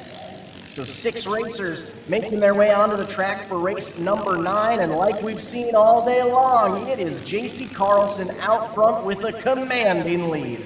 It's amazing how quickly Carlson is able to sneak away from the rest of the competition. Just smooth execution of Snowcross principles, getting through that first, second turn, making the climb up onto the back straightaway, and carrying that momentum into quick lap times, which allows JC to stretch the advantage almost from the get-go. It helps, of course, getting out of that start gate clean and clear. Doesn't have to worry about battling anybody. J.C. Carlson, your race leader in main event 2, race number 9. With about a full straightaway advantage over second place, Carlson is set to get a clean sweep here. White flag is out, 1 more lap to go for the 409 of J.C. Carlson. Carlson, Abraham, and Cooper Schoen racing in the 200 open class. Then the Krochek family battling for first, second, and third in the snow sport class. But out front, staring down the barrel of a clean sweep is J.C. Carlson from Litchfield, Minnesota on the 409. Final trip into the West End High Bank turns. Into the climb he goes. J.C. Carlson on the 409 picks up the checkered flag and the win at the end of main event number 2. Looks like it'll be the 823 of Cooper Schoen, who will be finishing second as long as he's able to make it past the line. Rest of the field going to follow in tow for race number 9. Race number 10 is going to be up next. Ditchbanger 90-09, heat 1 of 2. We've got another racer looking for a clean sweep on the day here, the 71 of Caden Christensen out of Rush City, Minnesota, with both the heat race and feature race win. Finishing second both races was the 76 of Aiden Ledger from Graston, Minnesota. We also had the 639 of Monty Pappenfuss out of Mazeppa, Minnesota, and Zimmerman, Minnesota's Jory Cordes racing the 716. Ethan Duchesne on the 04 and the 303 of Cade Chenard on the starting lineup for us. Did not make it for the first feature race. We'll see if they're able to make it in for race number 2. Boy, the winds have intensified mightily as we've moved into the early afternoon portion of our program here. It was windy this morning, but they've definitely picked up their pace for this last set of main events here. And you can see sometimes with the speed shot on the outside of turn number 1, the wind blowing up the ski slope and into the competitors as they work their way through the rhythm rollers. Right now, on track, we have our Ditchbangers. And it's the 71 of Caden Christensen getting a whole shot, followed by the 76 of Aiden Ledger, holding on to the number 2 position for now. 639 of Monty Pappenfuss rounding out your top 3. It looks like 3 of our scheduled 6 competitors making the call here today. Pappenfuss running third. Monty's had some strong runs this weekend. He's up against some tough competition. Ledger and Christensen. Christensen on the 71 machine there. Heading down into the Black Diamond drop area of the racetrack and then back up into the high banks at the west end. Equal separation from first to second and then second back to third. Not sure we will see any of these battles coalesce or if the separation will maintain the distances that we see now. They're pretty well spread out. Everyone in their position seems to be holding their own. Well, we've got some space on the track. I want to take another quick moment to thank Some of our sponsors for being along for the ride this year: Steeplechase Ski Resort, Hunter Hool Memorial Foundation, Fox Shocks, CF Moto,